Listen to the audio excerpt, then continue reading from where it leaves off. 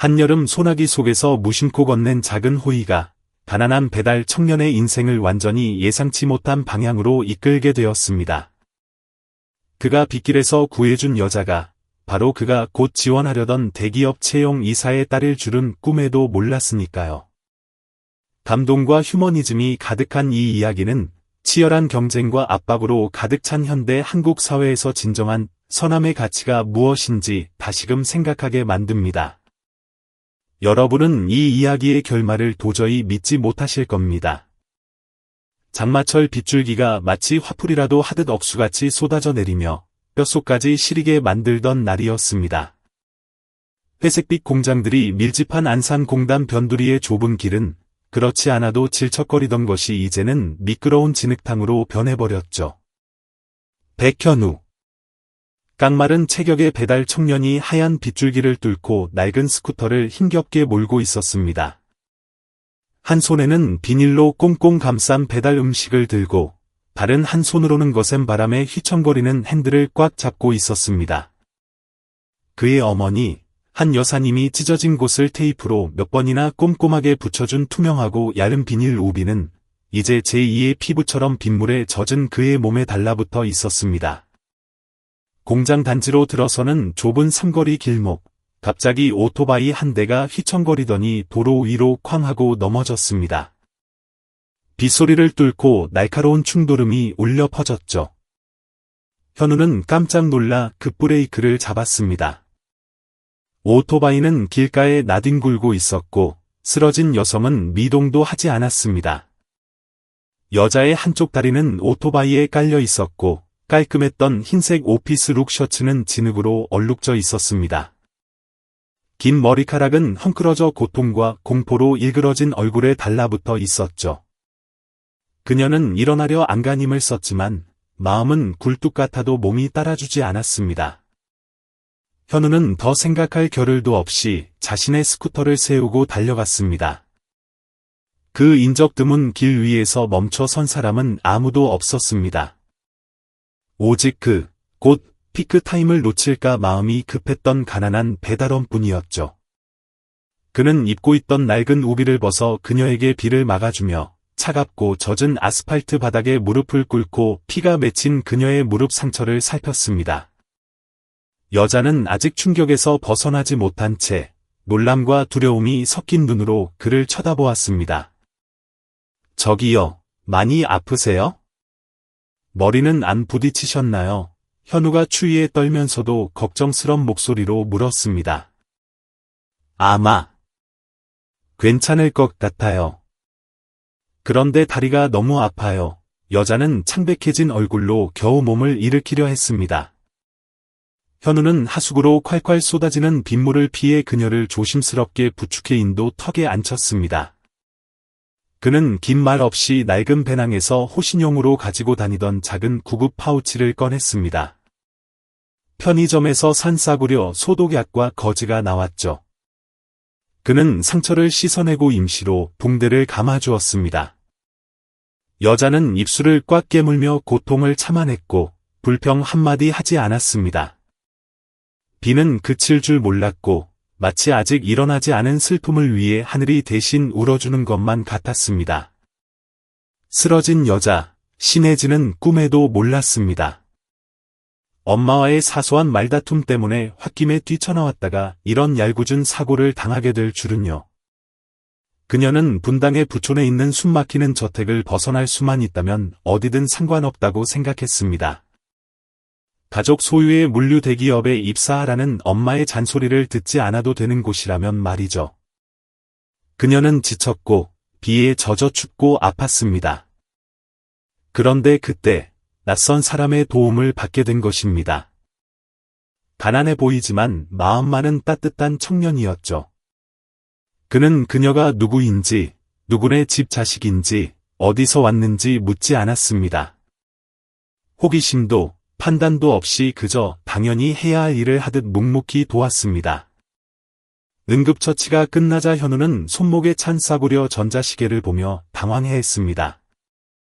배달 시간이 이미 늦어버린 겁니다. 젖은 외투 주머니 속에서 핸드폰이 요란하게 진동했습니다. 전화를 받자마자 수화기 너머로 욕설이 쏟아졌습니다. 아이고. 맙서사. 일처리를 이따위로 할 거면 당장 때려치워. 손님이 무슨 돌부처인 줄 알아? 배달 15분 늦으면 월급 차감에 별점 테러 당하는 거 몰라? 생각 좀 하고 살아라. 현우는 고개를 숙인 채 고함 소리가 너무 커서 전화기를 귀에서 살짝 떼어야 했습니다. 그는 감히 대꾸도 못하고 얼굴이 홍당무처럼 빨개져서는 기어들어가는 목소리로 말했습니다. 네, 죄송합니다. 정말 죄송합니다. 오는 길에 사고 난 분이 계셔서 도와드려야 했습니다. 사고 난 사람이 너랑 무슨 상관이야? 내 앞가림이나 잘해. 손님 기다리잖아. 알았어. 전화는 매정하게 끊겼습니다. 현우는 핸드폰을 꽉 쥐고 깊은 한숨을 내쉬었습니다. 그는 혜진에게 허리 숙여 인사하며 미안한 표정을 지었습니다. 좀 괜찮으세요? 저는 배달 시간 때문에 가봐야 해서요. 이 우비는 쓰고 계세요. 조금 있다가 아는 분 지나가면 태워다 달라고 부탁하시고요. 조심하세요. 신혜진은 아무 말도 할 수 없었습니다. 그녀는 말없이 하지만 격동하는 눈빛으로 그를 바라보았습니다. 이 남자, 완전히 낯선 사람인데다 가진 것도 없어 보이는 이 사람이 자신을 돕기 위해 일당이 깎이는 것도 감수하고 밥그릇을 걸었습니다. 어떤 계산도 망설임도 없이요. 그녀의 손에는 아직 그의 체온이 남아있는 낡은 우비가 들려 있었습니다. 그녀는 우비를 살며시 움켜쥐었습니다. 그녀의 눈동자에 낯설면서도 묘한 떨림이 피어오르기 시작했습니다. 현우는 돌아섰고 작고 마른 등은 하얀 빗줄기 속으로 점점 사라졌습니다. 낡은 스쿠터는 다시 좁은 골목길로 접어들더니 빗물 커튼 뒤로 모습을 감췄습니다. 혜진은 빗속에 홀로 남겨졌습니다. 육체적인 고통보다 방금 겪은 감정이 그녀를 더 혼란스럽게 했습니다. 이 삭막한 사회에서 조건 없는 연민, 지극히 인간적인 무언가를 경험했기 때문입니다. 비단길만 걷던 재벌가 아가씨인 그녀가 이렇게 소박한 선행의 가치를 느낀 건 난생 처음이었습니다. 흔히들 말하죠. 계산적이고 이기적인 요즘 세상에서 때로는 사회에서 가장 소외된 사람들이 가장 비범한 일을 해낸다고요. 그녀는 그의 이름도 사는 곳도 몰랐습니다. 유일하게 남은 단서는 그가 약을 감싸주었던 종이에 급하게 휘갈겨 써준 전화번호뿐이었습니다. 그녀는 그 종이를 소중히 접어 손에 꼭 쥐었습니다. 강바람에 실려온 냉기가 뼈를 파고들었습니다. 그녀의 값비싼 스쿠터는 여전히 길가에 쓰러져 있었지만 그녀의 마음은 마치 값을 매길 수 없는 보물을 주운 듯했습니다. 돈도 명예도 아닌 그녀에게 결핍되어 있던 것. 바로 사람에 대한 믿음이었습니다. 상처, 눈빛, 그리고 낡고 찢어진 우비 한 벌. 신분을 숨긴 채 빗속에 주저앉은 재벌가 딸이 숭고한 선의에 대해 묵상하기엔 충분했습니다. 아무도 멈추지 않았고 아무도 그녀를 거들떠보지 않았지만 오직 그만이 멈췄습니다. 그리고 그녀는 직감했습니다. 그 순간부터 그들의 이야기가 시작되었음을요. 낡고 젖은 우비, 싸구려 소독약 냄새와 낯선 땀 냄새가 배어있는 그 우비는 혜진이 분당의 저택 현관에 도착할 때까지 그녀의 명품 핸드백 속에 고이 담겨 있었습니다. 화려한 현관의 노란 조명 아래 머리카락에는 빗방울이 맺혀 있었고 눈가는 붉어졌지만 그 속엔 아직 가시지 않은 혼란스러움이 서려 있었습니다. 도시 남쪽에 위치한 저택은 원래도 조용했지만 오늘따라 유난히 차갑게 느껴졌습니다. 그녀의 어머니인 송 대표가 엄격하고 차가운 표정으로 현관에 서 있었습니다. 이제야 들어오는 거니? 비바람이 저렇게 부는데 어딜 쏘다니는 거야? 다 큰 애가 몸가짐 하나 제대로 못하고 큰 소리는 아니었지만 천근만근의 무게로 혜진을 몇 초간 얼어붙게 만들었습니다. 작은 사고가 좀 있었어요. 괜찮아요, 엄마. 혜진은 긁힌 손등과 욱신거리는 다리의 통증을 숨기며 나직이 대답했습니다.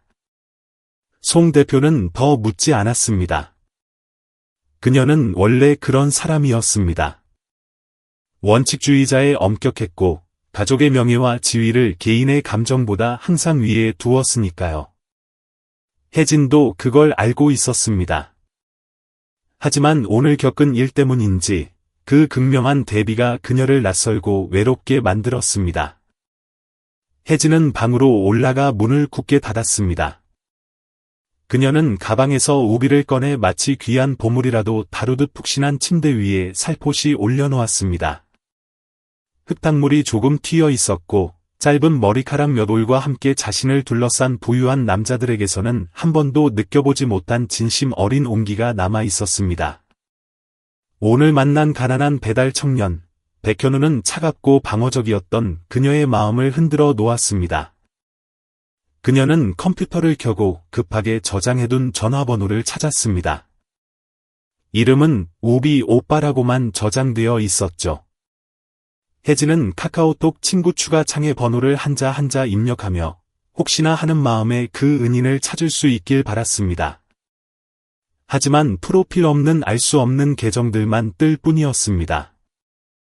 혜진은 안산 지역 커뮤니티 카페에 접속해 보았습니다. 그가 응급처치를 할 때 얼핏 언급했던 배달 대행사 근처 지역이었죠. 그녀는 익명으로 글을 올렸습니다. 어제 공단 9번도로 사거리 빗길에서 저를 도와주신 분을 찾습니다. 이 글을 보신다면 연락 주세요. 꼭 살해하고 싶습니다. 1시간도 채 지나지 않아 그녀가 일부러 가명으로 남겨둔 이메일 주소로 답장이 도착했습니다. 어제 그 배달원입니다. 살해라니요. 별일 아닙니다. 그저 작은 일이었는데요. 몸은 좀 괜찮으신가요? 혜진은 그 짧은 문장을 몇 번이고 다시 읽었습니다. 그 글귀가 매일 아침 엄마가 내려주는 최고급 인삼차보다 더 따뜻하게 느껴졌습니다. 그녀는 답장을 썼습니다. 감사합니다. 덕분에 크게 다치지 않았어요. 그쪽은 괜찮으세요? 어제 손님한테 혼나시는 것 같던데 잠시 후 짧은 답장이 왔습니다. 전 괜찮습니다. 걱정해 주셔서 감사해요. 늘 있는 일이라 익숙합니다. 화려한 미사여구 하나 없는 그 짧고 투박한 메시지가 그 어떤 남자의 고백보다 그녀를 설레게 했습니다. 왜 이렇게 그 사람이 머릿속을 맴도는지 알 수 없었죠. 아마도 아주 오랜만에 이토록 투박하지만 깊이 있는 진심을 느꼈기 때문일 겁니다. 밤 9시가 다 되어갈 무렵 송 대표가 그녀를 식당으로 불렀습니다. 밥은 식어 있었고 김치찌개도 차갑게 식어 있었습니다. 다정한 대화는 없었습니다. 모녀의 식사 시간에는 금속 수저가 부딪히는 발그락 소리만 감돌 뿐 웃음소리는 전무했습니다. 결정했다. 내일 내가 하나로 로지스틱스 제 선물류센터 인턴 채용 면접을 맡아라. 그리고 동시에 저성과자 명단도 검토해서 실적 떨어지는 인원은 바로 감원 조치하도록 혜진은 내키지 않았지만 고개를 끄덕였습니다. 그녀의 마음속은 정의할 수 없는 감정들로 어지러웠습니다. 그날 밤 혜진은 사내 시스템에서 지원자 명단을 열어보았습니다. 그때 익숙한 이름 하나가 눈에 들어와 그녀는 깜짝 놀랐습니다. 백현우. 제3물류센터 운영직에 지원한 상태였습니다. 이력서에는 프리랜서 배달 기사 경력, 직업전문학교 졸업, 2년 경력, 교통법규 위반 사실 없음이라고 적혀 있었습니다. 혜진은 숨을 죽이고 증명사진을 확인했습니다. 화질은 조금 흐릿했지만 빗속에서 고개를 숙인 채 떨리는 손으로 상처를 감싸주던 그 선한 얼굴이 맞았습니다. 감동인지 놀라움인지 아니면 반가움인지 모를 한숨이 터져나왔고 마우스를 쥔 그녀의 손이 가볍게 떨렸습니다. 도대체 무슨 운명일까? 그녀는 스스로에게 물었습니다. 그 즉시 인사팀에 메일을 보내 구체적인 이유는 밝히지 않은 채 이 지원자의 면접을 직접 진행하겠다고 통보했습니다. 또한 객관성을 유지한다는 명분으로 자신의 신분을 숨기고 민 팀장이라는 가명을 사용하여 블라인드 면접관으로 참석하겠다고 덧붙였습니다. 늦은 밤, 혜진은 창가에 앉아 비 그친 밖을 내다보았습니다. 찢어진 우비는 여전히 곁에 있었고 그녀의 가슴 속에는 무언가가 피어오르고 있었습니다. 차가운 엘리트 코스를 밟으며 자란 그녀가 한 번도 느껴보지 못한 감정이었죠. 어쩌면 지난 오후의 소나기처럼 그 남자는 그녀가 가장 지쳐있을 때 나타나 찰나의 순간이지만 지울 수 없는 흔적을 남긴 것 같았습니다. 다음 날 아침, 하늘은 현우의 복잡한 마음처럼 회색빛이었습니다. 그는 지역 최대 민간 물류 기업인 하나로 모지스틱스 본사 빌딩 앞에 섰습니다. 낡아서 색이 바랜 흰 셔츠, 소매 끝이 해진 옷을 입고 말이죠.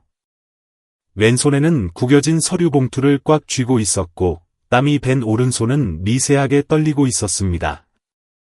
그는 이렇게 으리으리한 곳에 처음 와봤습니다. 하늘을 찌를 듯한 유리 빌딩, 깔끔한 정장을 입고 반짝이는 사원증을 목에 건 사람들. 그 사이에서 닳고 다른 운동화를 신은 현우는 주눅이 들 수밖에 없었습니다. 면접실 안, 특수 유리 너머에 앉은 신혜진은 안경을 고쳤으며 옅은 오피스 메이크업 뒤로 긴장감을 감췄습니다. 민 팀장이라는 가명은 오늘 하루, 회장 딸이라는 신분을 감추기 위한 가면이었습니다. 보안 카메라 화면을 통해 로비로 들어서는 현우를 보자 혜진의 심장이 덜컥 내려앉았습니다. 쏟아지는 비를 막아주던 가난한 청년의 모습이 어제 일처럼 생생하게 되살아났습니다. 면접실 문이 열리고 현우가 들어왔습니다. 그는 면접관 한 명 한 명에게 깍듯이 허리를 굽혀 인사했습니다. 안녕하십니까? 그의 눈은 여전히 순박했고 긴장했지만 물러서지 않는 결의가 보였습니다. 혜진은 가운데 앉아 차가운 면접관의 눈빛으로 감정을 숨겼습니다. 아는 체를 할 수는 없었지만 마음속에는 수백 가지 질문과 묘한 감정이 소용돌이쳤습니다. 백현우 씨, 간단하게 자기소개 부탁드립니다. 혜진 옆에 앉은 나이 지긋한 임원이 입을 열었습니다. 현우는 자리에서 일어나 두 손을 배 위에 공손히 모았습니다. 네, 안녕하십니까. 저는 백현우라고 합니다. 올해 27이고 안산시장 근처 반지하에서 어머니를 모시고 살고 있습니다. 어머니께서 편찮으셔서 누워 계시기 때문에 배달 일을 하며 병간호를 해왔습니다. 대학 졸업자는 없지만 늘 성실하고 책임감 있게 일해왔습니다. 혜진은 서류에 메모를 남겼습니다. 솔직함, 꾸밈 없음. 하지만 그녀의 시선은 어머니 병간호라는 대목에 오래 머물렀습니다.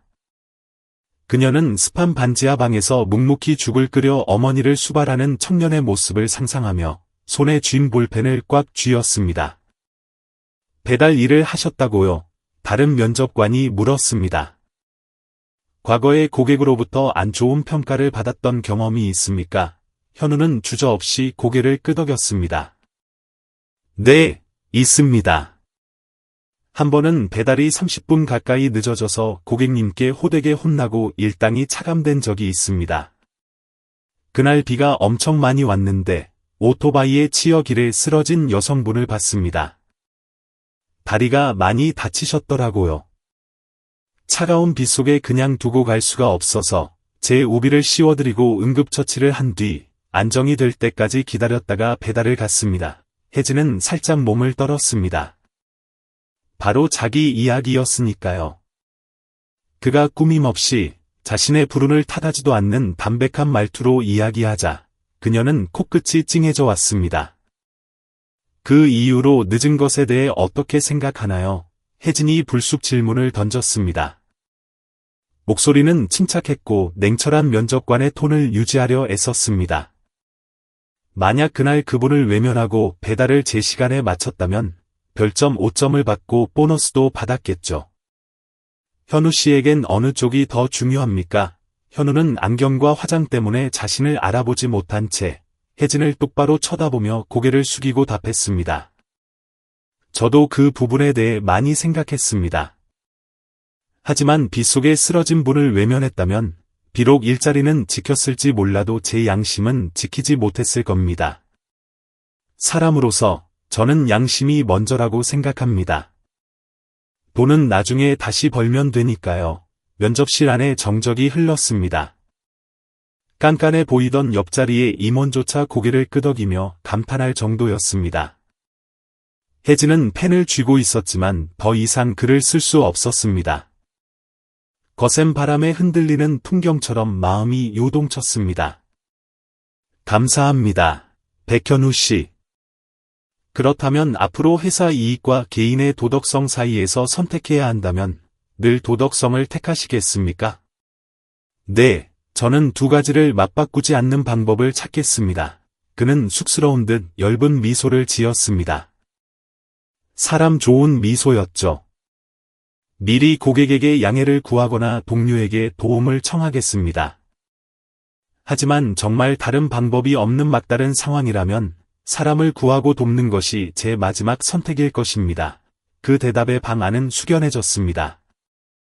한 면접관은 작게 고개를 저으며 옆 사람에게 귓속말을 했습니다. 저렇게 물러 터져서야 이 살벌한 물류 바닥에서 버티겠나. 혜진은 그 말을 똑똑히 들었지만 반응하지 않았습니다. 그저 서류에 조용히 체크했습니다. 채용 우선순위, 확고한 윤리관, 직무 스킬 교육 필요, 면접이 끝났습니다. 현우는 90도로 허리 숙여 인사하고 나갔습니다. 긴장 탓에 셔츠 등판이 땀으로 젖어 있었습니다. 그는 복도를 걸어가면서도 꿈에도 몰랐을 겁니다. 불투명 유리 뒤에서 누군가가 그를 뚫어지게 바라보고 있다는 사실을요. 혜진은 멍하니 앉아 있었습니다. 처음 들어왔을 때의 냉철함은 온데간데 없었습니다. 그녀는 자신이 백현우 같은 사람에게 흔들릴 줄은 몰랐습니다. 고학력도, 명성도, 창창한 미래도 없는 그저 정직한 눈빛과 계산할 줄 모르는 심장을 가진 남자. 현우의 뒷모습이 엘리베이터 뒤로 사라지자 남자 동료가 입을 열었습니다. 저 친구, 이 경쟁 사회에서 괴롭힘 당하기 좋은 타입이네요. 다른 이가 맞장구 쳤습니다. 물류 현장 관리직을 버텨낼 깡이나 있을지 모르겠네. 혜진은 침묵했습니다. 그녀는 말하지 않았습니다. 진정한 깡이란 목소리를 높이거나 명문대 간판을 내세우는 게 아니라 아무도 보지 않는 곳에서도 옳은 일을 하는 용기라는 것을요.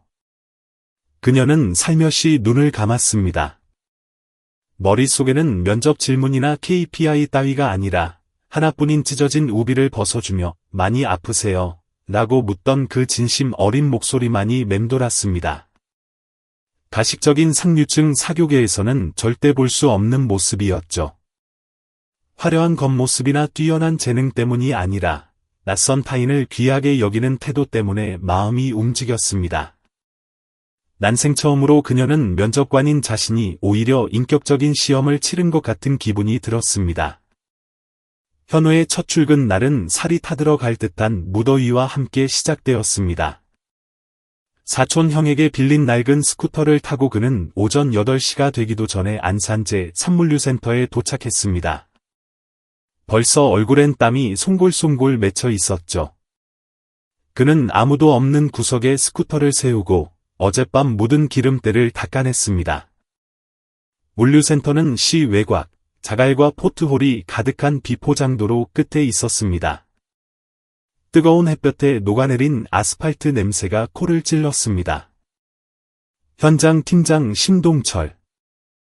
햇볕에 그을려 피부가 검붉은 40대 남자로 안전모를 삐딱하게 눌러쓴 그는 현우를 위아래로 훑어보더니 코웃음을 쳤습니다. 아, 자네가 신입이야? 오늘 바로 외곽 코스 타. 시골길 알지? 여긴 GPS 안 쓴다. 종이 지도 보고 알아서 찾아가. 귀찮게 자꾸 묻지 말고. 현우가 대답할 틈도 없이 심 팀장은 두꺼운 배달 전표 뭉치를 그의 손에 쥐어주고는 팔이 쫓듯 손을 휘저었습니다. 뒤에 있던 고참 직원들이 눈빛을 교환하며 비웃음을 흘렸습니다. 머리에 젤을 잔뜩 바른 젊은 직원, 조민석이 빈정거렸습니다. 신입한테 외곽 뺑뺑이라니 제대로 텃세 부리시네. 현우의 오토바이 짐칸은 크고 작은 박스들로 산더미처럼 쌓였습니다. 마치 세상의 모든 짐을 짊어진 듯 위태로워 보였습니다. 지나가던 중년 직원이 혀를 찼습니다. 저렇게 씻다간 넘어지기 좋은데. 외곽길 험에서 우리도 피하는 곳인데 말이야. 하지만 현우는 불평 한마디 없이 사람 좋게 웃어 보이고는 짐을 단단히 묶어 센터를 나섰습니다. 시끌벅적한 시내를 벗어나자 꼬불꼬불한 길이 나타났고 논밭 위로 위태로운 햇살이 쏟아졌습니다. 깊이 들어갈수록 길은 좁아졌고 인간은 드물어졌습니다. 현우는 종종 멈춰서 길가에 앉은 노인들에게 길을 물어야 했습니다. 손에 쥔 종이 지도는 땀에 젖어 글씨가 번졌지만 그는 동네 사람들의 설명을 기억하며 달렸습니다. 현우는 단 한 건이 배달도 놓치지 않으려 애썼습니다. 정오가 다 되어갈 무렵 살인적인 더위 속에서 신호 대기 중이던 현우의 눈에 폐지를 가득 실은 리어카를 힘겹게 끄는 할머니가 들어왔습니다. 할머니의 손은 떨리고 있었고 옆으로는 차들이 쌩쌩 달리고 있었죠. 시계를 보니 마지막 배달지까지 20분 남았습니다. 지금 멈추면 배달 지연 페널티를 받게 됩니다. 하지만 무심한 차들 사이에서 위태롭게 떨고 있는 할머니를 그냥 지나칠 수 없었습니다. 그는 즉시 오토바이를 세우고 달려오는 차들을 막아선 뒤 할머니에게 뛰어갔습니다. 할머니, 위험해요. 제가 도와드릴게요. 현우는 큰 소리로 외치며 거대한 리어카를 붙잡아 안전한 길가로 옮겼습니다. 할머니는 떨리는 목소리로 웃으며 말했습니다. 고맙네, 총각. 자네 아니었으면 큰일 날 뻔했어. 그는 예의 바르게 인사하고 다시 오토바이에 올라타 스로틀을 당겼습니다. 하지만 결국 마지막 배달지에 늦게 도착했고 화가 난 고객은 이미 가버린 뒤였습니다. 현우가 전화를 걸어 사과하자 고객은 수화기 너머로 폭언을 퍼부었습니다. 니들 시간 약속을 똥으로 아냐? 배달하다 놀러갔어? 본사에 클레임 걸 거야. 그는 연신 고개를 숙이며 사과할 수밖에 없었습니다. 유니폼 등판은 식은땀으로 흥건했습니다. 오후에 복귀한 창고의 공기는 무거웠습니다. 지연 보고서를 든 심 팀장의 얼굴은 험악했습니다. 첫 출근부터 센터 망신 다 시키네. 여기가 무슨 자원봉사 단체인 줄 알아? 월급이 장난이야. 팀장은 동료들이 다 보는 앞에서 현우에게 고함을 질렀습니다. 말로 하는 폭력, 경멸 어린 시선. 현우는 고개를 푹 숙인 채 할머니 이야기를 변명 삼지 않았습니다. 다들 그가 대들기를 기다렸지만 그는 조용히 말했습니다. 늦은 건 제 잘못입니다. 페널티 달게 받겠습니다. 조민석이 뒤에서 비아냥거렸습니다. 착한 척하다가 백수돼서 굶어 죽기 딱 좋지. 친구 몇몇 동료가 낄낄거리며 동조했고 몇몇은 엮이기 싫어 고개를 돌렸습니다. 현우만이 역품을 맞는 나무처럼 묵묵히 서 있었습니다. 창고 뒤편 검은 유리로 가려진 내부 감사실에서는 모니터가 번쩍이고 있었습니다. 혜진은 어머니의 지시로 신입사원들의 효율성을 모니터링하고 있었습니다. 그녀는 대시캠과 창고 CCTV를 통해 모든 상황을 지켜보았습니다. 현우가 할머니를 돕는 장면, 욕을 먹는 장면, 그리고 변명 없이 고개를 숙이는 장면까지. 그녀의 가슴 한구석이 묵직해졌습니다. 그 순간 혜진에게 그는 더 이상 가난한 배달원이 아니었습니다. 거친 세상의 파도에 휩쓸리면서도 품위를 잃지 않는 진정한 어른이었습니다. 그날 밤, 저택 서재에서 혜진은 현우의 인사기록 카드를 다시 열어보았습니다. 한 줄 한 줄이 그의 정직한 성품을 말해주고 있었죠. 화려한 스펙은 없지만 가슴을 울리는 진실함이 있었습니다. 그녀의 가느다란 손가락이 퇴사 사유, 모친 병간호 및 야간 잔업 불가라는 항목을 스쳤습니다. 단순하지만 가슴 아픈 사유. 요즘 같은 시대의 가족을 위해 커리어와 승진을 포기하는 젊은이가 과연 몇이나 될까요?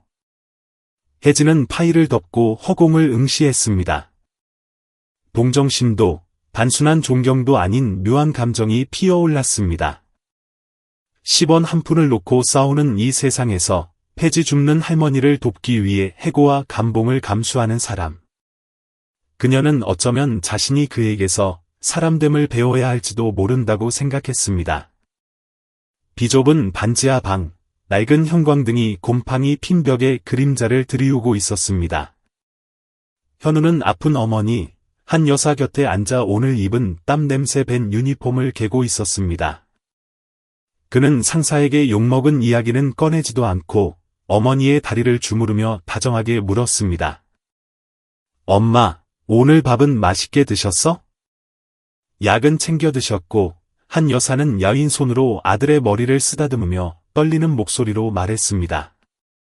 우리 현우는 이렇게 순해서 밖에서 누구한테 싫은 소리는 안 듣나 몰라. 그는 고개를 저으며 씩 웃었습니다. 에이, 제가 좀 느려서 그렇지 일 잘해요. 엄마, 오늘 지름길 하나 새로 뚫었어요. 내일은 더 빨리 배달할 수 있으니까 걱정 마요. 창밖에는 계절풍이 불기 시작했습니다. 앞으로 닥칠 시련을 예고하듯 바람이 찼지만 희미한 희망의 빛도 함께 섞여 있었습니다.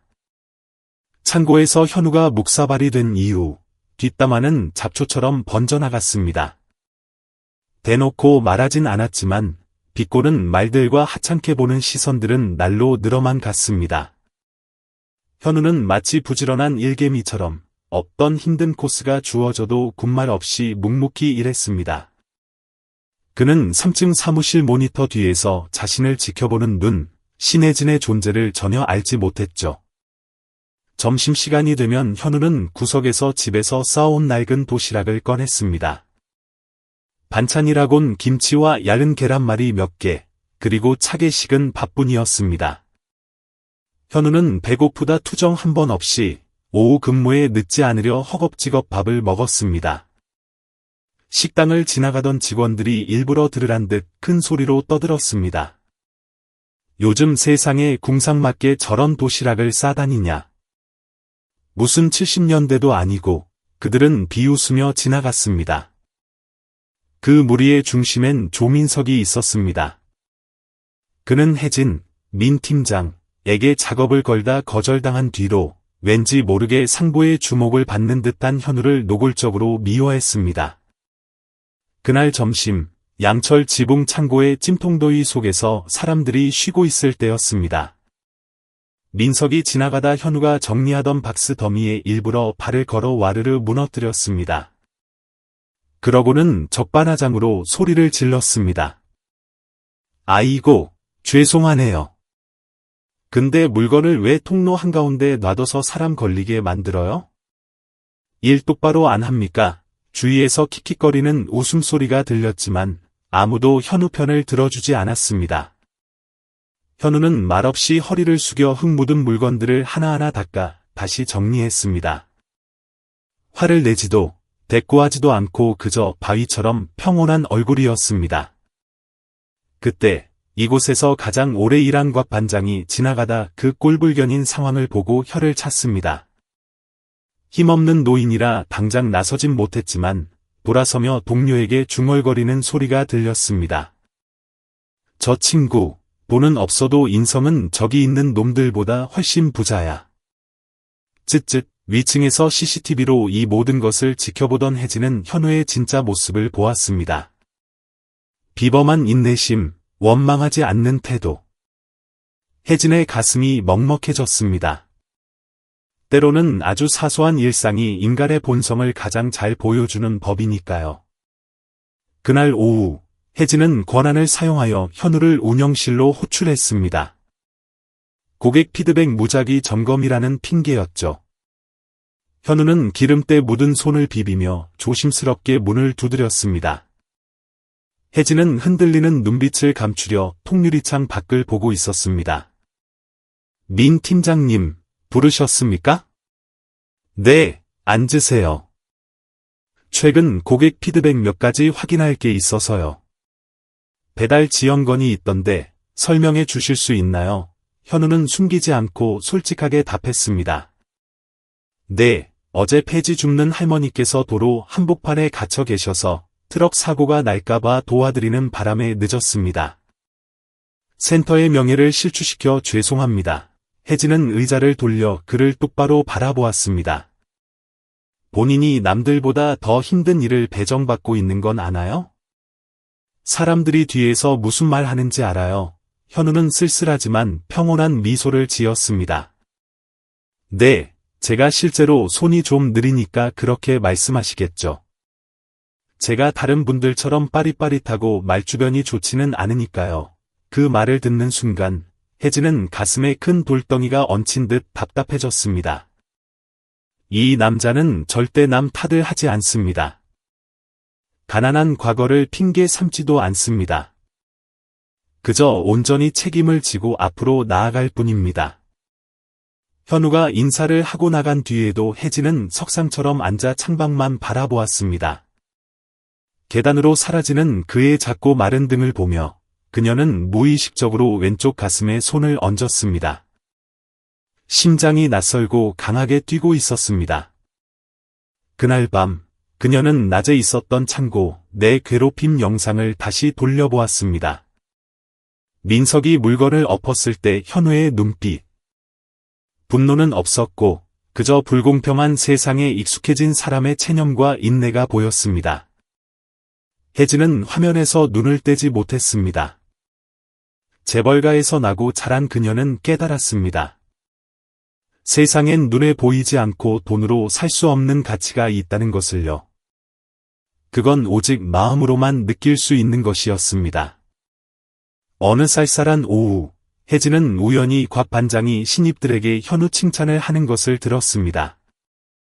나도 처음엔 쟤 굼뜨다고 욕했어. 근데 잘 봐라. 저렇게 진국인 놈 없다. 까다로운 할머니들 집에 배달 가서도 하소연하는 거 30분씩 다 들어주고 온다. 그냥 사람 외롭지 않게 해주려고. 요즘 애들은 피하기 바쁜데 말이야. 혜진은 옅은 미소를 지었습니다.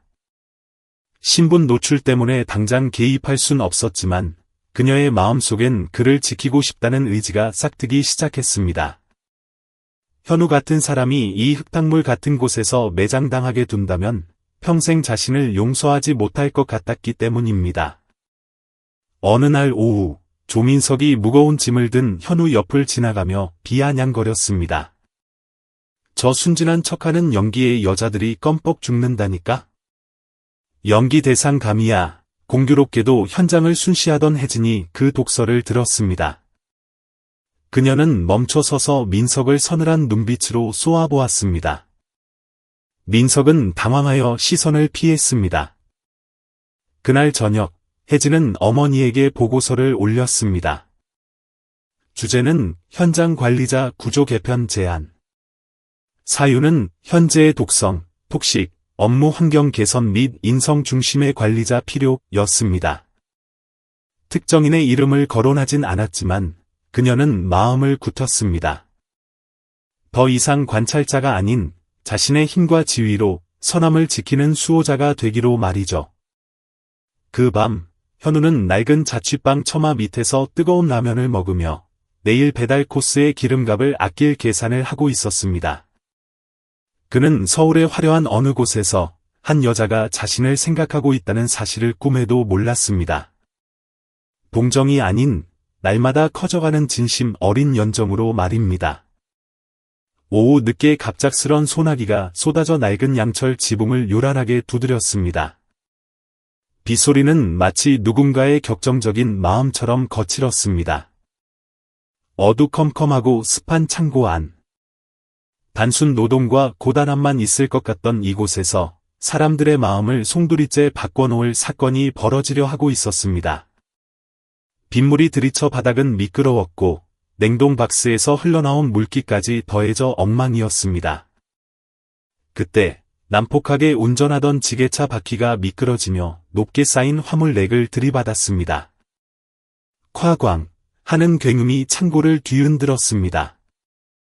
무거운 박스들이 도미노처럼 쏟아져 내리며 먼지가 피어올랐습니다.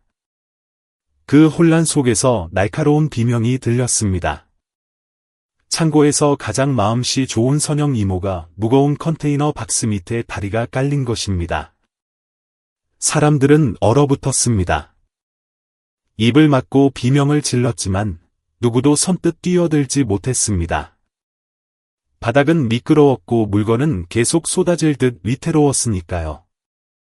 책임을 뒤집었을까 두려웠던 겁니다. 하지만 단 한 사람, 현우만이 생각할 겨를도 없이 튀어나갔습니다. 그는 미끄러운 바닥에서 균형을 잡으며 소리쳤습니다. 이모님, 괜찮으세요? 조금만 참으세요. 제가 꺼내드릴게요. 빗물과 땀이 범벅이 된 그의 눈은 결의로 불타올랐습니다. 평소 큰 소리치던 조민석은 뒷걸음질 쳤습니다. 산재 처리에 휘말릴까봐 손을 떨며 119에 전화하는 신용만 했죠. 누구도 그를 비난하진 않았지만 비겁하게 물러선 민석과 용감하게 뛰어든 현우의 모습은 빛과 어둠처럼 극명하게 대비되었습니다. 현우가 선영 이모를 안전하게 구해냈습니다. 다리는 멍들고 부었지만 천만다행으로 뼈는 다치지 않았습니다. 그제야 사람들도 달려와 수습을 도왔습니다. 현우는 생색내지 않고 도와준 동료들에게 고개 숙여 고마워했습니다. 그리고 묵묵히 파손된 물건들을 정리했습니다. 심 팀장이 달려와 책임 소재를 따지자 민석은 바로 발뺌했습니다. 현우 제가 내 근처에 서 있었거든요. 제 때문일 겁니다. 현우는 남들이 곤란해질까봐 앞으로 나섰습니다. 제 책임입니다. 제가 근처에서 카트를 끌다가 부주의했던 것 같습니다. 심 팀장은 혀를 차며 기록했습니다. 하지만 뒤편에서 이 모든 걸 지켜본 눈이 있었습니다. 혜진이었습니다. 그녀는 지게차가 미끄러진 것과 현우가 몸을 던진 것을 똑똑히 봤습니다. 그리고 현우가 이모님이 다치셔서 죄송합니다. 파손된 물건은 제가 잔업으로 변상하겠습니다. 라고 말하는 목소리도 들었습니다. 그녀의 가슴이 찡하게 울렸습니다. 퇴근 후 비는 그쳤지만 바닥엔 물웅덩이가 가득했습니다. 현우는 남아서 선영 이모의 다리에 파스를 붙여주고 있었습니다. 민석은 이미 칼퇴근한 뒤였죠. 곽 반장이 저녁거리를 다듬으며 동료들에게 툭 던졌습니다. 현우 저 놈은 돈은 없어도 의리가 있어. 겉만 번지르르 하고 입만 산 놈들이랑은 질이 달라. 지나가던 혜진의 귀에 그 뼈 있는 한마디가 박혔습니다. 그녀는 입술을 굳게 다물었고 눈가는 촉촉해졌습니다. 사무실로 돌아온 혜진은 현우의 인사 파일을 다시 열었습니다. 초라한 스펙은 그 사람의 깊이를 전혀 설명하지 못하고 있었습니다. 그날 밤 안산의 낡은 자취방. 현우가 찬물에 유니폼을 빨고 있을 때 문자 알림음이 울렸습니다. 발신자 불명의 사내 이메일. 인사 발령. 귀하는 차주부터 물류관제 지원팀, 프라세스 컨트롤으로 보직 변경되어 다중 업무 능력을 테스트받게 됩니다. 현우는 액정이 깨진 핸드폰을 보며 눈을 의심했습니다. 그는 자신이 비를 막아주었던 그 권력 있는 여자가 조용히 새로운 기회의 문을 열어주었다는 사실을 몰랐습니다. 혜진은 전송 완료 화면을 보며 경영진에게 익명의 메시지를 하나 더 보냈습니다. 이 직원은 더 높은 수준의 검증을 받을 자격이 있음. 이런 인성을 가진 자가 조직 문화를 바꿀 수 있음. 그녀는 의자에 기대 서울의 야경을 바라보았습니다. 내일은 또 다른 전쟁이겠지만 그녀의 마음은 예전과 달랐습니다. 호기심이나 존경을 넘어 작지만 자신만의 빛을 내는 그 사람을 진심으로 응원하게 된 것입니다. 구석진 곳에서 선영 이모는 다리를 주무르며 혼잣말을 했습니다. 사람은 비단 옷을 입어서 귀한 게 아니라 마음이 고와야 귀한 법이지. 그 말은 바람처럼 흩어졌지만 사건을 목격한 사람들의 가슴에 깊이 박혔습니다. 다음 날 아침, 창고 분위기는 묘했습니다. 시기 어린 눈초리와 수군거림이 가득했죠. 말수적은 배달원 백현우가 공정관리, QC, 팀으로 발령났다는 소식은 지진과도 같았습니다. 가장 놀란 건 현우 자신이었습니다. 오토바이 안장을 닫고 있는데 곽 반장이 불렀습니다. 현우야. 운영실로 가봐라. 너 발령났다. 현우는 기름 묻은 손을 옷에 닦으며 쭈뼛쭈뼛 운영실로 향했습니다. 혹시 어제 일로 해고당하는 건 아닌지 겁이 났습니다. 지나가던 직원이 비웃으며 어깨를 쳤습니다. 잘 가라, 동생아. 사고 쳤으니 잘리는 게 순리지. 하지만 운영실엔 평소 엄하기로 소문난 강 본부장이 기다리고 있었습니다. 그는 안경 너머로 현우를 보며 짧게 말했습니다. 백현우 씨, 오늘부터 공정관리팀으로 이동합니다. 운영진은 자네처럼 정직하고 현장 감각 있는 사람이 필요해. 현우는 귀를 의심했습니다. 집 나르는 일 말고는 생각해 본 적 없는데 사무직이라니요. 더 이상 땡볕에 오토바이를 타지 않아도 되지만 책임감은 훨씬 막중한 자리였습니다. 하지만 왜 접니까? 전 그냥 배달원인데요. 현우가 낡은 운동화를 내려다보며 더듬거렸습니다. 강 본부장은 서류 뭉치를 건넸습니다. 우린 진짜 일할 사람이 필요해. 백으로 들어온 놈들 말고. 이거 읽어보고 오후부터 업무 시작해. 현우는 얼떨떨하게 인사하고 나왔습니다. 현우의 승진 소식에 조민석은 질투에 눈이 멀었습니다. 그는 화물렉에 기대어 아기에 찬 눈으로 동료들에게 떠들었습니다. 분명 윗선에 늙은 여자가 꽂아준 거야. 저런 멍청이가 어떻게 승진을 해? 100% 낙하산이지. 민석은 현우가 듣도록 큰 소리로 비방했습니다. 아니면 뒷돈을 찔러줬거나 동료들은 억지 웃음을 지으며 자리를 피했습니다. 민석의 열등감은 극에 달해 있었습니다. 혜진은 관제실 모니터를 통해 이 모든 상황을 그 더러운 입모양까지 똑똑히 보고 있었습니다.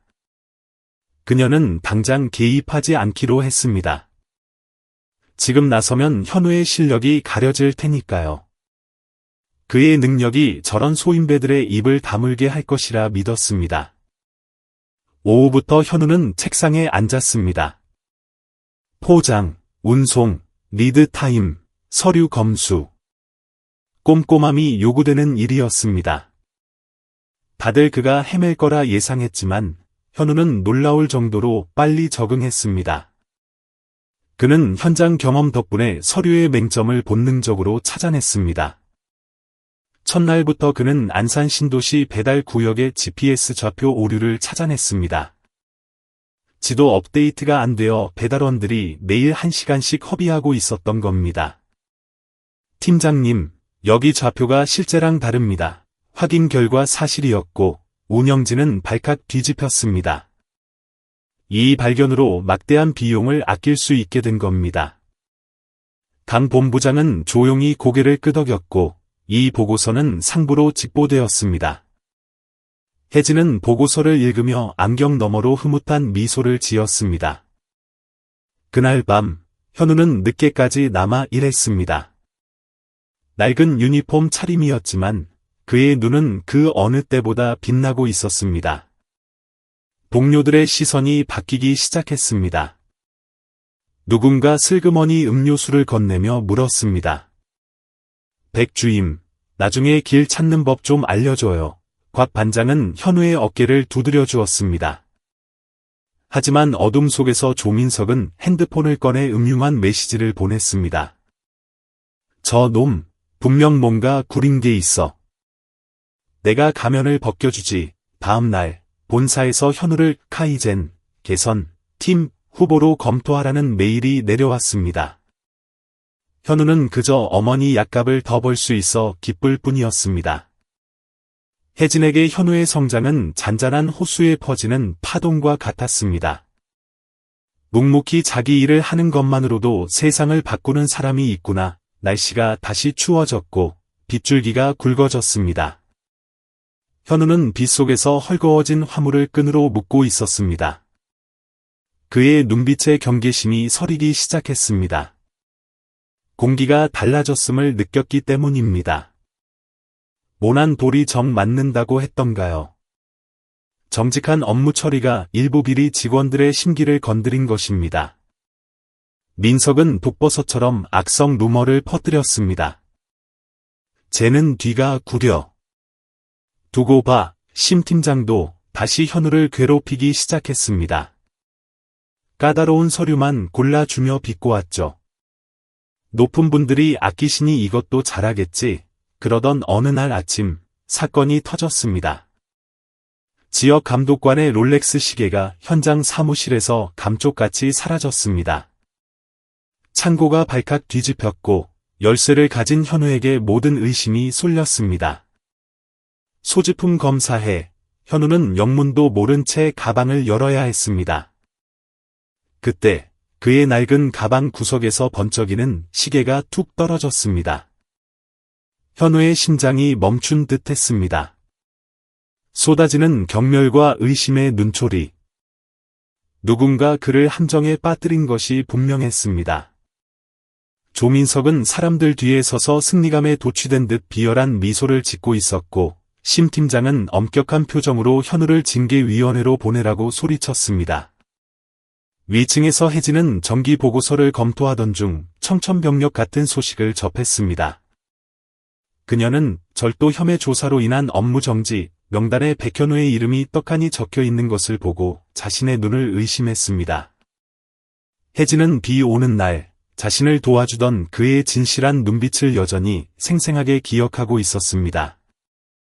그가 바닥에 떨어진 화물 상자를 주우면서도 불평 한마디 하지 않던 모습도 기억났습니다. 혜진은 당장이라도 내려가 개입하고 싶었지만 이섬은 그녀를 말렸습니다. 지금 공개적으로 그를 감싸고 돌면 그동안 그가 쌓아올린 모든 노력이 물거품이 되고 사람들은 그에게 뒤를 봐주는 배경이 있다고 오해할 것이 뻔했기 때문입니다. 감사실 회의가 긴급히 소집되었습니다. 창고 CCTV를 돌려보았지만 얄궂게도 사건이 발생한 순간의 영상은 흐릿했고 조명 반사 때문에 일부분이 가려져 있었습니다. 현우의 바구니에 시계를 몰래 넣은 사람의 얼굴은 누구도 명확히 볼 수 없었고 희미한 그림자가 스쳐 지나가는 것만 찍혔는데 각도가 너무 틀어져 신원을 파악하기 힘들었습니다. 현우는 징계위원회 앞에 조용히 앉아 변명도 격한 반항도 하지 않은 채 단호한 목소리로 저는 그런 짓을 하지 않았습니다. 훔치지 않았습니다. 라는 말만 반복했습니다. 결국 조사를 위해 3일간 업무 정지라는 결정이 내려졌습니다. 그것은 명예에 대한 너무나 가혹한 대가였습니다.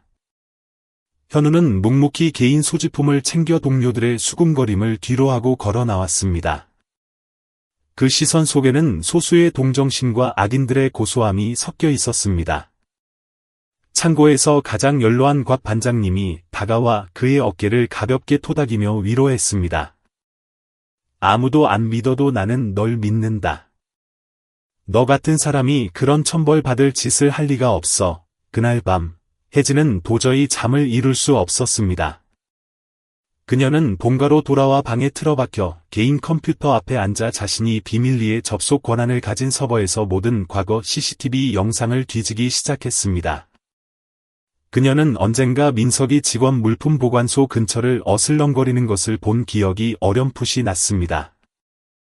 그녀는 눈이 빠질 듯 아프고 충혈될 때까지 영상을 수십 번 돌려보았습니다. 그러다 낮 12시 30분경 흐릿한 순간에 민석이 무언가 반짝이는 것을 들고 현우가 바구니를 두는 곳으로 재빨리 몸을 숙였다가 사라지는 장면에서 멈췄습니다. 비록 얼굴이 완전히 선명하지는 않았지만 그 은밀한 몸짓과 걸음걸이는 누가 봐도 그였습니다. 이튿날 새벽, 혜진은 그 장면을 출력하여 IT팀에 보내 화질 개선 및 정밀 분석을 요청했습니다. 그녀는 더 이상 좋은 사람이 억울하게 당하는 것을 가만히 보고 있을 수 없었습니다. 하지만 그녀를 더욱 감동시킨 것은 억울하게 정직당한 3일 동안에도 현우가 창고로 돌아왔다는 사실이었습니다. 일을 하거나 억울함을 호소하기 위해서가 아니었습니다. 며칠 전 다리를 다친 선영 씨의 안부를 묻기 위해서였습니다. 그는 직접 끓인 따뜻한 닭죽 한 통을 들고 비가 들이치는 처마 밑에서 그녀가 절뚝거리며 나올 때까지 기다렸습니다. 요 며칠 창고 일로 소란 피워 죄송합니다. 다들 걱정하셨죠. 그는 그렇게 말하고는 등을 돌려 떠났습니다. 자신을 해코지한 사람에 대한 원망은 한마디도 없었습니다. 다음 날, 곽 반장님이 삐뚤빼뚤한 글씨로 쓴 편지를 운영위원회에 제출했습니다. 노인의 떨리는 필체였지만 결연함이 담겨 있었습니다. 내가 이 하나로 물류센터 창고에서 20년을 일하면서 별의별 놈들을 다 봤습니다. 하지만 현우 이 녀석은 다릅니다. 누가 뭐래도 내 늙은 명예를 걸고 보증합니다. 빗속에서 할머니를 도와 쓰레기를 치우고 다친 사람을 챙기는 사람이 좀 도둑질을 할 리가 없습니다. 그 진심 어린 편지는 비서를 통해 혜진의 손에 전달되었습니다. 그녀는 책상을 내려다보며 말문이 막혔습니다. CCTV에서 추출한 흐릿한 사진과 곽 반장님의 손편지가 나란히 놓여 있었습니다. 하나는 차가운 기계의 증거였고 다른 하나는 따뜻한 사람의 증거였습니다. 혜진은 깊은 숨을 들이쉬고 즉시 비공식 내부 조사를 시작하기로 결심했습니다. 현우처럼 반듯한 사람이 아북궁과 위선자들에게 매장당하지 않도록 모든 것을 명백히 밝혀야 했습니다. 그날 오후, 창고에는 본사에서 보안 카메라 시스템을 재점검하러 내려온다더라는 소문이 돌았습니다. 조민석은 그 소리에 얼굴에서 핏기가 싹 가시며 사색이 되었습니다. 그는 억지 웃음을 지으며 애써 자신을 안심시켰습니다. 그냥 형식적인 점검이겠지. 누가 이런 사소한 일까지 조사하겠어. 하지만 그의 속은 불타는 듯 초조했습니다. 반면 현우는 3일간의 정직 후 창고로 돌아와 누구도 원망하지 않고 여전히 순하고 묵묵한 모습을 보였습니다. 여전히 사람들에게 나지막이 인사하며 미소 지었고 가장 힘든 일을 도맡으면서도 불평 한마디 없었습니다. 하지만 이번에는 그의 눈빛이 어딘가 더 단단하고 확고해 보였습니다. 가난이라는 첫 번째 벽, 그리고 질투와 시기라는 두 번째 벽. 그는 끈기와 조건 없는 친절로 그 모든 벽을 넘어서고 있었습니다. 혜진은 높은 곳에 있는 유리방에서 묵묵히 그의 움직임을 지켜보며 다짐했습니다. 단지 착하다는 이유로 이 시스템에서 배제되는 사람이라면 이 시스템 자체에 큰 문제가 있는 거야. 다음 날 아침, 3층 운영회의실은 여느 때처럼 조용했지만 공기는 팽팽하게 당겨진 활시위처럼 긴장감이 감돌았습니다. 차가운 형광등 불빛이 운영위원들의 엄숙한 얼굴을 비췄습니다. 정면의 대형 스크린에는 기술적으로 보정된 영상이 프레임 단위로 천천히 재생되고 있었습니다. 누군가 몸을 낮추고 은밀하게 뒷걸음질 쳐 현우의 가방에 무언가를 넣는 장면이 선명하게 드러났습니다. 얼굴은 일부 가려져 있었지만 껄렁한 걸음걸이와 회색 항공 점퍼, 익숙한 야구 모자는 창고 직원이라면 누구나 바로 알아볼 수 있는 조민석의 것이었습니다. 방 안은 숨소리조차 들리지 않을 만큼 고요했습니다. 그 숨막히는 정적을 깬 것은 증인으로 참석한 점자는 최고령 근로자 곽 반장님이었습니다. 내가 말하지 않았습니까?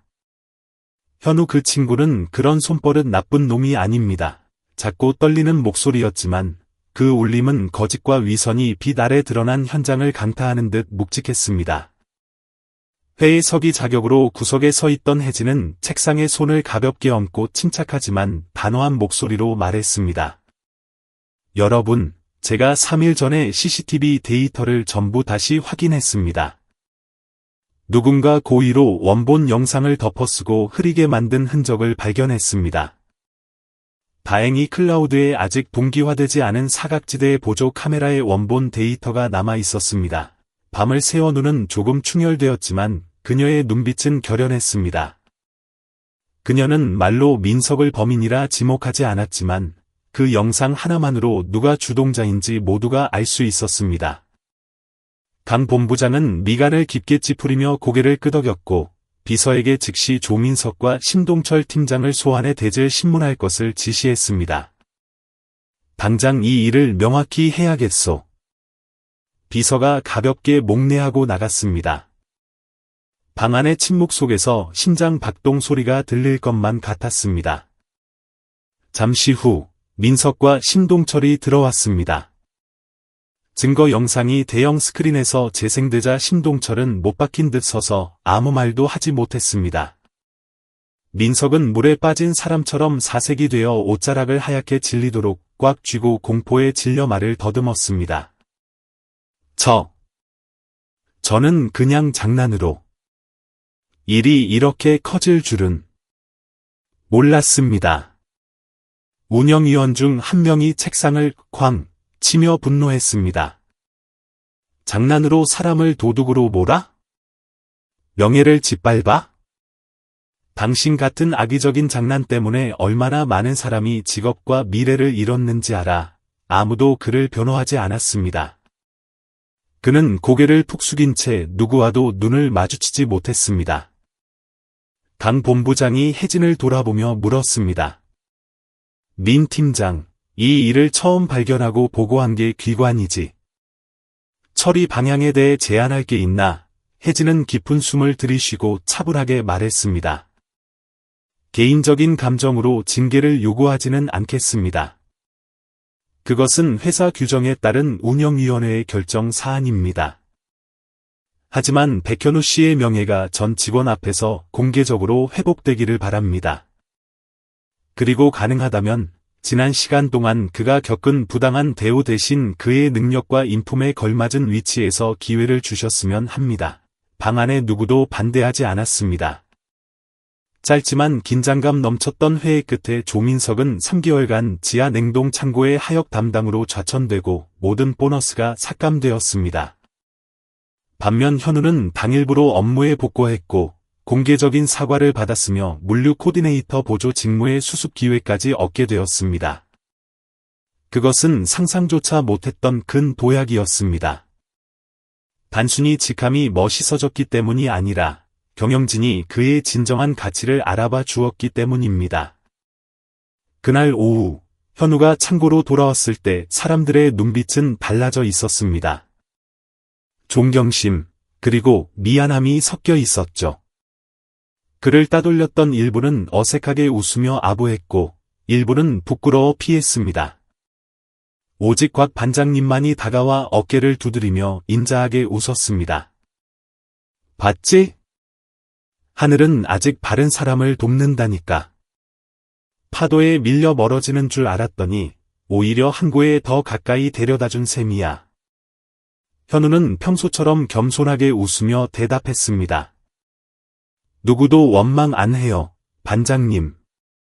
이번 일로 사람 마음을 더 잘 알게 됐고 누가 진짜고 가짜인지 알게 됐으니까요. 휴식 시간, 현우는 새로운 수습을 시작할 배차실로 조용히 향했습니다. 작지만 정돈된 방, 창밖으로 오후의 옅은 햇살이 쏟아지는 물류창고 마당이 보였습니다. 그는 한동안 말없이 서서 깊은 숨을 들이쉰 뒤 인수인계를 해준 전임 관리자에게 고개 숙여 감사 인사를 했습니다. 더 높은 층 유리방에서 혜진은 사내 시스템 화면을 통해 그를 지켜보고 있었습니다. 그녀는 아무 말 없이 조용히 미소 지었습니다. 가슴속으로 스며드는 안도감과 남몰래 피어나는 행복을 느꼈습니다. 그녀는 권력을 가진 관리자가 아니라 선함을 귀하게 여길 줄 아는 한 인간으로서 해야 할 일을 해냈습니다. 그녀의 참나무 책상 위에는 곽 반장님의 삐뚤빼뚤한 손편지가 여전히 소중하게 놓여 있었습니다. 그 글거를 다시 읽을 때마다 혜진은 가슴이 뭉클해졌습니다. 그 친구는 절대 도둑질할 사람이 아닙니다. 이 단순한 확신. 오늘날 돈이 지배하는 사회에서 사람들이 작은 이익을 위해 쉽게 져버리는 그 믿음이 담겨 있었습니다. 늦은 오후, 현우가 퇴근하며 건물 뒤편 작은 정원을 지나갈 때였습니다. 혜진도 그곳에서 은행나무 사이로 지는 노을을 바라보고 있었습니다. 현우는 잠시 머뭇거리다 예의 바르게 인사를 건넸습니다. 안녕하세요, 민 팀장님. 안녕하세요. 혜진은 뒤를 돌아보며 가볍게 고개를 끄덕였습니다. 별말은 하지 않았지만 그녀의 눈빛은 부드러웠고 지난 며칠간의 짓누르던 짐을 벗어버린 듯 편안해 보였습니다. 현우는 낡은 점퍼를 걸친 소박한 모습으로 걸어갔지만 그의 마음속 무언가는 강력하게 변해 있었습니다. 자만이 아닌 믿음이었습니다. 선함이 언제나 즉시 보답받지는 않더라도 누군가는 반드시 지켜보고 있고 이해하고 소중히 여겨줄 것이라는 믿음. 그리고 때로는 그 작은 선함이 어둠의 거짓을 녹이는 빛이 된다는 것을요. 곽 반장님은 처마 밑에 앉아 믹스커피를 마시며 흰 수염을 쓸어내리고 혼잣말처럼 중얼거렸습니다. 세상 참, 너무 착하게 살아도 미움받는 법이지. 그래도 하늘에 눈이 있고 사람이 볼 줄 아니 다행이야. 현우는 새로운 배차실의 작은 창가에 앉았습니다. 낡은 나무 책상 모서리로 오후의 노란 햇살이 쇠창살을 넘어 비스듬히 들어왔습니다. 바람이 살랑이며 창고 특유의 냄새와 늦은 오후의 햇살 냄새를 실어 날랐습니다. 물류 코디네이터 보조로 발령받은 지 얼마 되지 않았지만 그는 여전히 특유의 수줍음과 겸손함을 잃지 않았습니다. 깨끗한 책상에 앉아 있다고 해서 비바람을 맞으며 배송하던 시절 젖은 옷과 진흙 묻은 신발의 기억을 잊은 것은 아니었습니다. 하지만 그를 바라보는 사람들의 시선은 완전히 달라져 있었습니다. 다른 직원들이 윗선에 은밀한 지원이 있는 것 아니냐며 반신반의하고 수군거릴 때도 현우는 그저 묵묵히 일하며 전처럼 놀라운 집중력을 발휘했습니다. 물이 바위를 뚫듯 조용하고 끈기 있는 그의 태도는 결국 다른 이들을 감복시켰습니다. 모든 중요한 결정의 배후에 있는 혜진은 멀지 않은 사무실에서 유리창 너머로 그를 자주 지켜보았습니다. 그녀는 그를 향해 커져가는 관심을 더 이상 숨기기 힘들었지만 프로다운 거리를 유지하려 애썼습니다. 아마도 자신의 진짜 신분을 밝히지 않으면서 그가 부담스러워하거나 의심하지 않게 다가갈 방법을 찾지 못했기 때문일 것입니다. 어느 날 치열한 배송팀 회의 도중 현우가 용기를 내어 손을 들고 제안했습니다. 기름값과 이동 시간을 최적화하기 위해 배송 지도를 개편하자는 것이었습니다. 기존의 뒤죽박죽인 주문 코드 순서 대신 지리적 클러스터링을 통해 일정을 재배치하면 매달 운송비를 최소 15% 절감할 수 있다는 것을 계산표로 보여주었습니다. 회의실은 놀라움으로 잠시 조용해졌습니다. 배달원 출신 직원이 마치 물류 전문가처럼 전략적인 아이디어를 낸 것입니다. 누군가는 믿기지 않는다는 듯 입을 삐죽거리며 이론일 뿐이라 폄하했습니다. 하지만 감사팀 대표 자격으로 참석한 혜진은 이 모델을 일주일간 시범 운영해 볼 것을 강력히 요청했습니다. 결과는 기대 이상이었습니다. 정시 배송률은 급증했고 연료비는 눈에 띄게 줄었으며 일찍 물건을 받은 고객들의 만족도도 높아졌습니다. 혜진은 상부에 보고서를 올리면서 불필요한 오해를 피하기 위해 제안자가 누구인지 지나치게 강조하지 않았고 현우 자신도 이름을 알리거나 이득을 취하려 하지 않았습니다. 그날 오후 창고 뒤편 작은 구내식당에서 현우는 머리가 하얗게 생곽 반장님과 함께 밥을 먹고 있었습니다. 고등어 조림, 나물 반찬, 뜨끈한 김칫국이 놓인 소박한 밥상이었습니다. 수년간 이 창고를 지켜온 노동자들의 마음처럼 투박하고 정겨운 맛이었습니다. 곽 반장님은 현우를 보며 밥을 씹으면서도 다정하게 물었습니다. 내가 보기에 넌 머리가 참 좋아. 계산이 딱딱 맞아 떨어지잖아. 옛날에 무슨 공부했었냐? 현우는 잠시 머뭇거리다 감정을 감추려는 듯 밥을 한 숟가락 크게 떠넣으며 말했습니다. 저 한양대 산업공학과 다녔었어요. 3학년 때 그만뒀지만요. 그때 아버지가 갑자기 돌아가시고 집에 불이 나서 빚도 생기고 어머니 병원비 때문에 바로 일해야 했거든요. 곽 반장님은 숟가락질을 멈추고 안타까운 듯 고개를 끄덕였습니다. 세상에. 난 내가 그냥 실업계 고등학교만 나온 줄 알았지. 어쩐지 일하는 거나 정리하는 머리가 보통이 아니다 싶더라니. 그 사적인 대화가 우연히 지나가던 혜진의 귀에 들어갔습니다. 그날 밤 혜진은 집으로 돌아와 즉시 현우의 인사 기록을 더 깊이 조회해 보았습니다. 단순 노무직 명단 사이에서 그의 이름이 눈에 띄었습니다. 한양대학교 산업공학과 중퇴, 가정 형편으로 인한 학업 중단. 그녀는 그 문구를 오랫동안 뚫어지게 바라보았습니다. 한국 최고의 명문대 5등생이었던 사람이 지금은 창고에서 짐을 나르고 배달하며 가장 힘든 일을 하고 있으면서도 세상이나 신세를 한탄하는 말 한마디 하지 않았습니다. 오히려 그는 자신의 진짜 능력을 증명하기 위해 남들보다 두세 배 더 노력하고 있었습니다. 혜진은 터치스크린 위 백현우라는 이름의 손가락을 가만히 올려보았습니다. 빗속에서 자신을 구해주고 누군가 일부러 쏟은 상자를 묵묵히 줍던 그 강인한 사람에게 닿고 싶은 것처럼요. 고요한 밤, 그녀는 혼잣말처럼 중얼거렸습니다. 백현우 씨, 당신은 왜 그렇게 겸손하고 참고만 사나요? 첫 면접 이후 깊은 대화를 나눈 적은 없었지만 혜진의 마음 속에서 그 남자의 존재는 조용히 커져 어느새 꽉 차버렸습니다. 높은 지위나 화려한 명함 없이도 맑은 마음과 따뜻한 인간미로 사람을 존경하게 만드는 남자. 다음 날, 현우는 고위 관리직 팀 전체 앞에서 최적화 계획을 다시 발표하라는 지시를 받았습니다. 그는 긴장해서 손을 조금 떨었지만 내용은 명료하고 막힘이 없었습니다. 화려하고 것만 번지르르한 전문 용어 대신 자신이 배달 현장에서 겪은 피와 땀이 섞인 경험과 단순한 통계 수치로 설명했습니다. 센터장은 연신 고개를 끄덕이며 칭찬했고 몇몇 관리자들은 저 친구 전략적 시야가 대단해. 관리자로 안 키우면 인재 낭비야 라고 수군거렸습니다. 물론 여전히 등 뒤에서 의심하고 질투하는 시선도 있었습니다.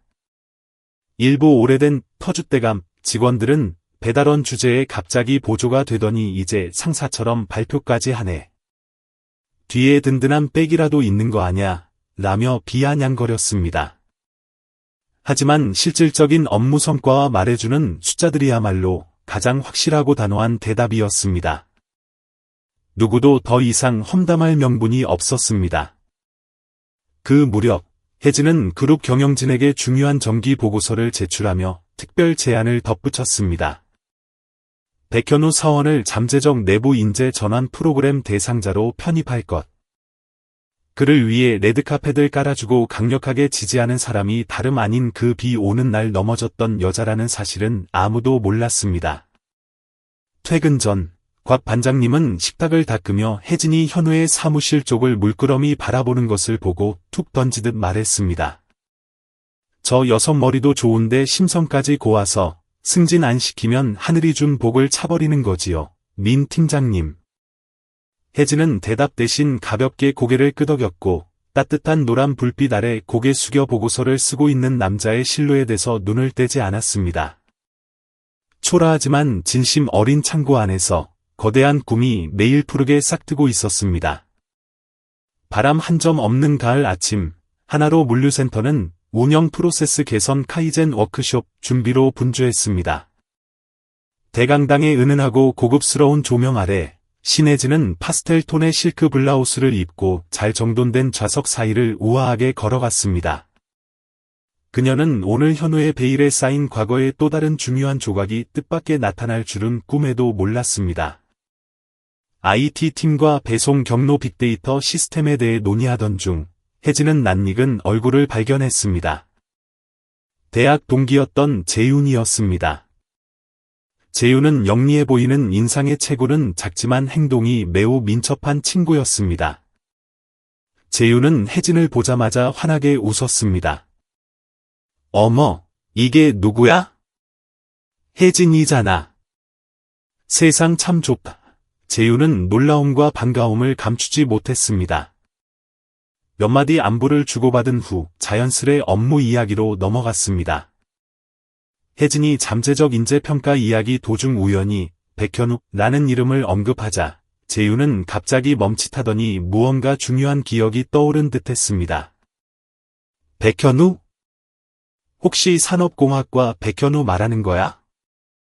키는 좀 작고 말랐는데 엄청 빠릿빠릿하고 공부도 잘해서 그의 로보콘 동아리 회장까지 했던 게 재윤이 흥분한 목소리로 다그쳐 물었습니다.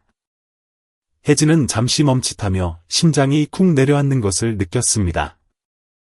그녀는 말없이 고개를 끄덕이며 자신이 관심 있는 사람의 과거에 대해 더 명확한 설명을 기다리는 듯 재윤을 뚫어지게 바라보았습니다. 재윤은 아쉬움 가득한 목소리로 말을 이었습니다. 그때 우리 과 전설이었잖아. 공부도 무시무시하게 잘하고 발명대회 나가서 학교 전체 1등도 휩쓸었어. 그런데 3학년 때 갑자기 자퇴서를 냈지. 사람들이 온갖 악의적인 소문을 퍼뜨렸는데 나중에 알고 보니 고향 집이 누전으로 전소되고 아버지가 그 화재로 돌아가셨다더라. 어머니는 충격으로 쓰러져 병상에 누우셨고 등록금 낼 돈도 없고 빚까지 떠안아서 그만둔 거야. 그 말을 듣는 혜진의 손이 무의식적으로 찻잔을 하얗게 질리도록 꽉 쥐었습니다. 솟구치는 감정을 억누르려 했지만 눈가에는 이미 물기가 어렸습니다. 근데 진짜 대단한 건 재윤이 존경심 담긴 말투로 계속했습니다. 걔는 누구한테도 힘들다 소리 안 했어. 가난하다는 핑계도 안 대고 언제나 순하게 웃기만 했지. 뭘 해도 진심으로 하는 애라. 보고 있으면 저절로 고개가 숙여지는 그런 애였어. 혜진은 친구와 헤어지고 급히 개인 사무실로 돌아왔습니다. 그녀는 최고 관리자 권한으로 동문 네트워크에 저장된 현우의 대학 시절 성적표와 정보를 조회했습니다. 모니터에 선명하게 드러난 학점들은 전부 A와 A+였습니다. 그의 공학 동아리에서 수행한 우수한 연구과제 목록도 길게 이어졌습니다. 그녀는 멍하니 앉아 있었습니다. 테이프로 상자를 붙이고 땡볕 아래 배달을 다니며 배송이 늦었다고 창고 한복판에서 욕을 먹던 그 사람이 사실은 잊혀진 수재이자 인재였던 것입니다. 건조한 경영 보고서들 사이에서 혜진은 모니터에 손을 얹었습니다. 푸르스름한 불빛이 그녀의 고뇌와 안타까움이 서린 얼굴을 비췄습니다. 왜 운명은 그런 사람에게 이토록 가혹할까? 왜 당신은 그렇게 낮은 곳에서 묵묵히 견디고만 있나요? 가슴이 저려왔습니다. 점심시간, 혜진은 구내식당을 지나다 곽 반장님이 현우와 밥을 먹으며 열정적으로 무언가를 설명하는 모습을 다시 보았습니다. 이 녀석은 머리도 좋은데 심성까지 고와서 승진 안 시키면 하늘이 준 복을 차버리는 거지요. 곽 반장님의 그 말이 혜진의 소용돌이치는 생각에 찬물을 끼얹듯 정신을 번쩍 들게 했고 그녀의 결심을 더욱 굳게 만들었습니다. 그날 오후 사무실로 돌아온 혜진은 하나로 그룹 고위 경영진실, 그녀의 어머니와 주주들이 있는 곳로 직통 전화를 걸었습니다. 평소의 차분함 대신 단호하고 권위 있는 목소리였습니다. 올해 차세대 청년 리더 육성 프로그램의 특채 인원 1명을 제안하고 싶습니다. 상세 프로필은 오늘 오후 바로 보낼 테니 경영진에서 이 건을 면밀히 검토해 주시기 바랍니다. 수화기 너머에서는 그녀의 결의에 찬 태도에 잠시 침묵하다가 차분하게 답했습니다. 보내보게. 민 팀장의 안목과 평가를 믿으니까. 전화를 끄는 혜진은 의자 깊숙이 몸을 기대고 창밖에 흘러가는 구름을 바라보았습니다. 현우에 대해 알게 된 모든 것은 더 이상 우연이 아니었습니다. 그것은 깊은 존경이자 절대적인 신뢰, 그리고 이름 모를 감정으로 커져가고 있었습니다. 재윤의 말이 귓가에 맴돌았습니다. 현우는 내가 절대적으로 믿는 몇 안 되는 사람이야. 가난하지만 비굴하지 않고 가난을 탓하지도 않았어.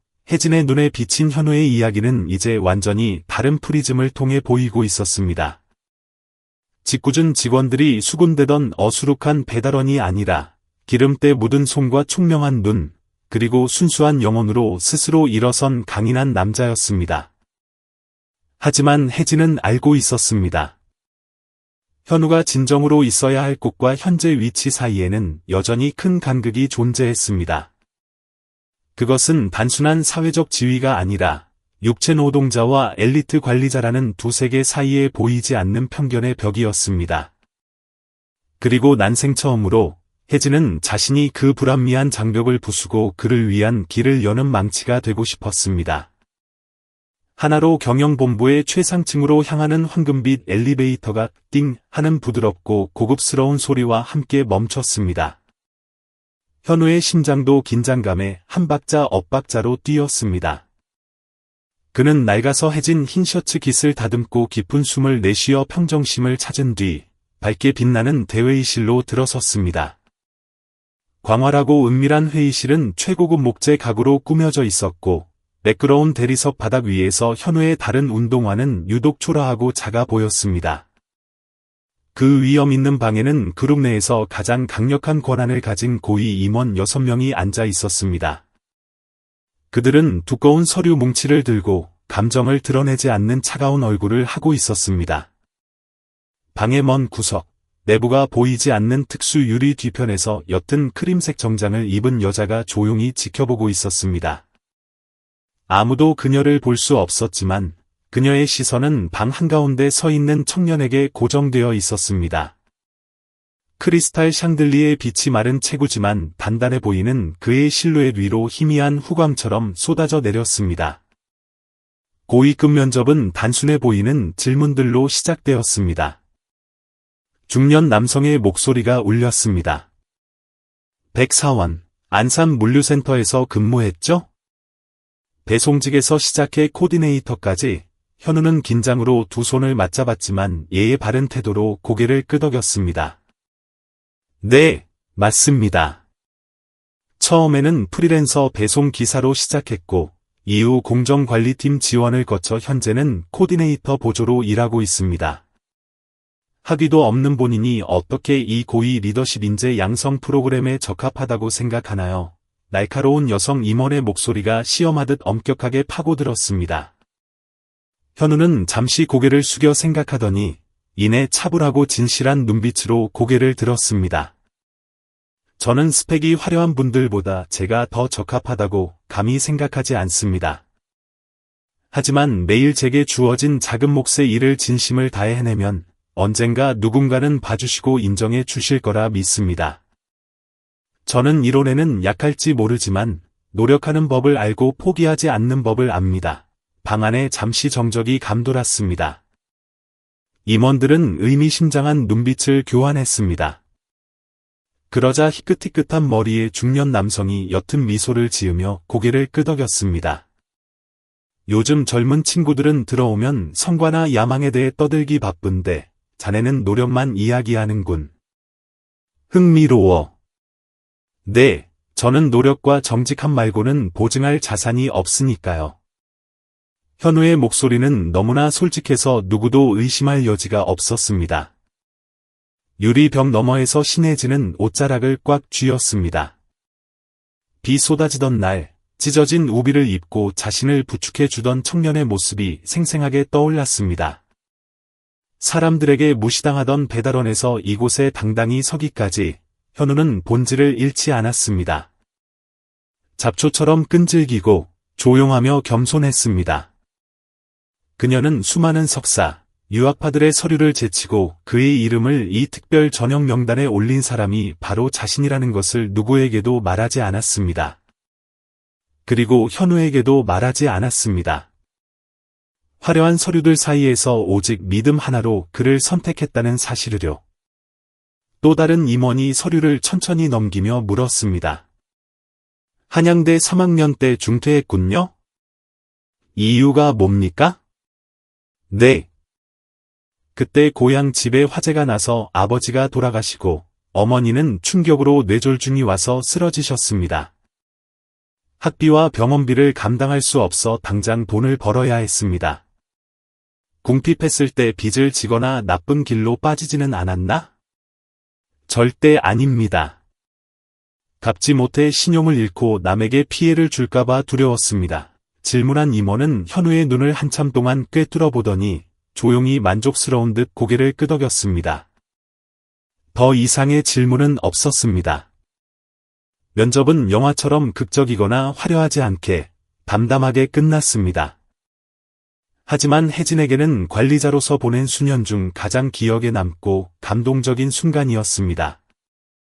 전문적인 답변이 뛰어나서가 아니라 과시나 계산 없이 처절할 정도로 진실한 노력만이 존재하는 진짜 사람을 보았기 때문입니다. 그날 오후 회사 복도 중앙 게시판에 공식 결과가 붙었습니다. 직원들이 웅성거리며 몰려들어 굵은 글씨로 적힌 공고를 읽었습니다. 올해 청년 리더 육성 프로그램 유일 합격자 백현욱, 누구도 예상치 못한 결과였습니다.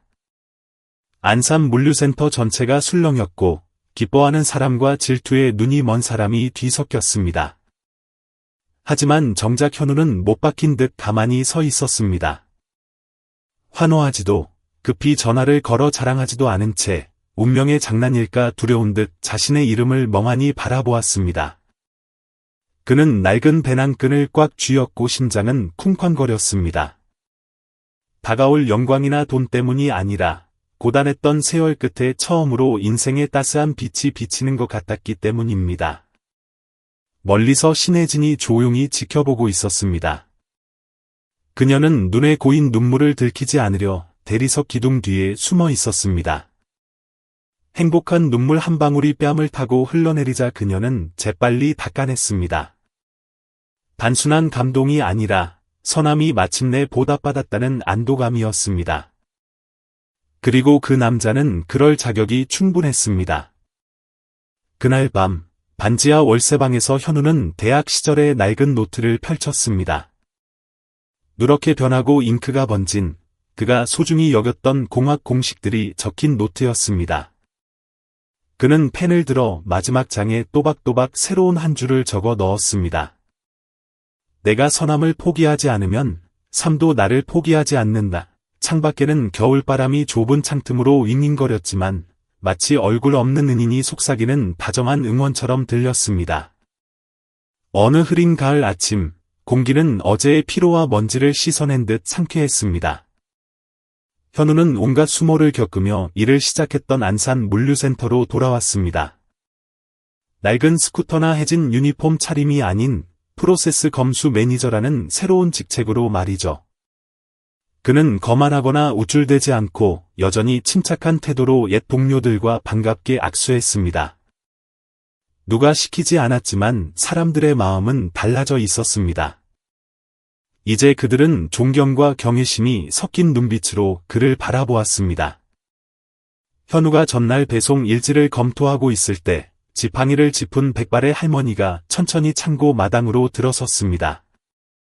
낡은 옷을 입고 진흙이 묻은 슬리퍼를 신은 그녀를 보고 직원들은 의아해했지만 할머니의 눈은 마치 오랫동안 헤어진 자식을 찾는 어미의 심장처럼 간절하게 무언가를 찾고 있었습니다.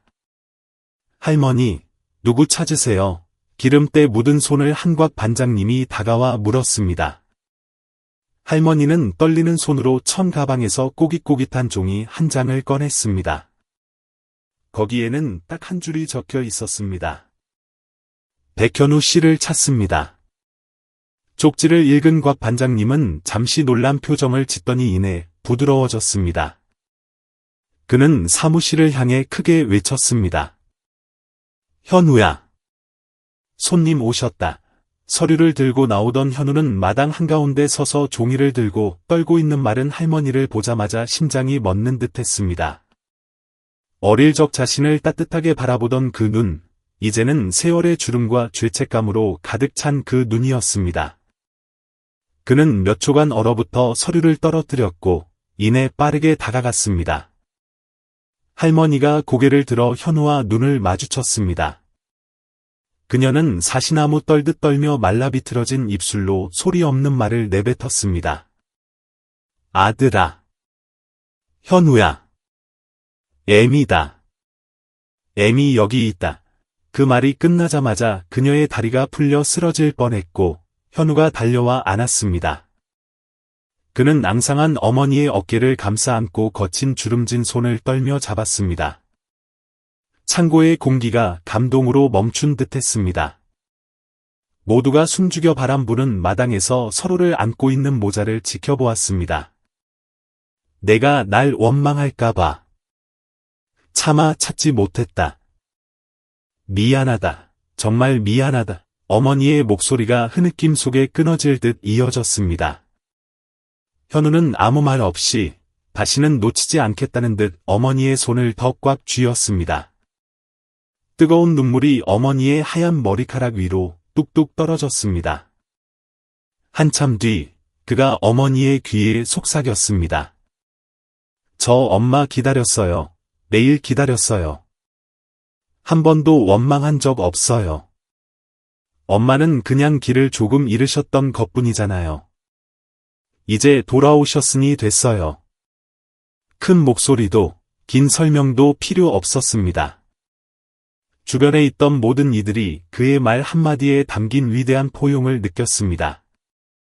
영원히 잃어버린 줄 알았던 숭고한 모정이 깨어나는 순간이었습니다. 신혜진은 본부 건물 뒤편 복도에서 숨어서 이 모든 것을 지켜보았습니다. 현우가 걸어나와 가엾은 노모를 안는 순간부터 그녀는 눈을 뗄 수 없었고 심장은 터질 듯했습니다. 이렇게 완전하고 진실한 가족애를 본 지 얼마나 되었던가. 어떤 설명도 필요 없는 용서, 오랜 세월의 고통과 이별에도 변치 않은 사랑.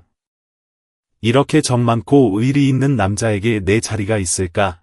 혜진은 남몰래 자문하며 가슴이 일렁였습니다. 그의 소박한 세상으로 들어가기 위해 어디서부터 시작해야 할지 몰랐습니다. 한때 자신이 더 높은 위치에 있다고 생각했지만 이 성스러운 사랑 앞에서 그녀는 자신이 너무나 작게 느껴졌습니다. 창고 안에서 곽 반장님은 눈시울을 붉히며 훔치다 혜진에게 다가와 마치 딸에게 하듯 조용히 말했습니다. 사람은 뿌리가 있어야 해. 저 녀석은 뿌리가 튼튼하고 마음이 맑아. 저런 남자를 만나는 여자는 3대가 복 받은 거야. 혜진은 가볍게 고개를 끄덕이며 현우에게서 시선을 떼지 않았습니다. 그녀는 현우의 세심한 행동 하나하나를 지켜보았습니다. 어머니를 벤치에 앉히고 물을 따라 드리고 주변의 시선은 아랑곳하지 않고 다정하게 말을 건네는 모습들. 그녀는 확신했습니다. 현우는 더 이상 누군가의 보증이나 도움이 필요 없는 사람이라고. 그는 자신의 튼튼한 두 다리와 고결한 인품, 정직함으로 스스로 일어설 것입니다. 물을 마시고 기운을 차린 어머니는 눈물을 흘리며 이야기를 시작했습니다. 변명이 아니라 지난 10년간 죄책감 속에 살았음을 아들에게 전하고 싶었기 때문입니다. 남편의 죽음과 화재 후 빚북촉을 견디지 못해 공황 상태로 강원도 산골로 도망쳐 이름을 숨기고 남의 집살이를 했다고 했습니다. 형편이 조금 나아질 때마다 지인을 통해 몰래 약값을 조금씩 보냈을 뿐이라고요. 그녀는 작고 약했던 아들이 이제 창고에 모두가 존경하는 듬직한 남자가 된 줄은 꿈에도 몰랐습니다. 현우는 말없이 듣기만 했습니다. 가끔 어머니의 손을 꽉 잡아 안심시킬 뿐이었습니다. 어머니가 목이 메어 말을 잇지 못할 때도 비난하거나 섣불리 위로하지 않고 그저 빈 가슴을 채우듯 묵묵히 받아들였습니다. 창고를 떠나기 전 어머니가 떨리는 목소리로 물었습니다. 내가 너랑 같이 살아도 되겠니? 늙고 병들어서 갈 데도 없구나. 현우는 평소처럼 순박하게 웃으며 즉시 대답했습니다. 엄마가 안 오시면 누가 저한테 맛있는 밥 해줘요. 곽 반장님과 주변 동료들의 웃음소리가 터져 나왔습니다. 무거웠던 공기가 사라지고 과거의 고통이 씻겨나갔습니다. 그 자리에 있던 모두가 한겨울 추위 속에 난로를 쬐는 듯 따뜻함을 느꼈습니다.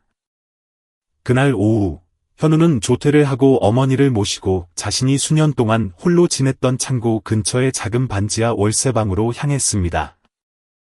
혜진은 말없이 차를 타고 그들의 뒤를 멀찍이 따라갔습니다. 아무 말도 하지 않았지만 그녀는 결심했습니다. 더 이상 그의 인생 밖에서 서성이지 않겠다고.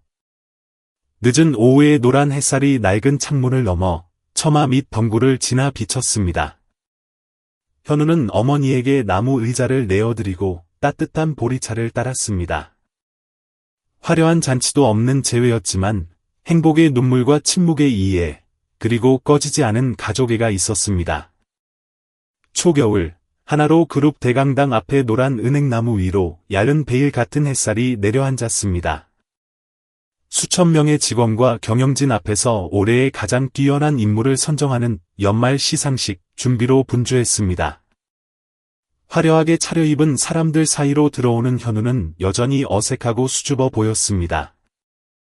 다림질한 흰 셔츠와 단정한 머리였지만 그의 눈은 숲속에서 길을 잃은 사슴처럼 불안했습니다.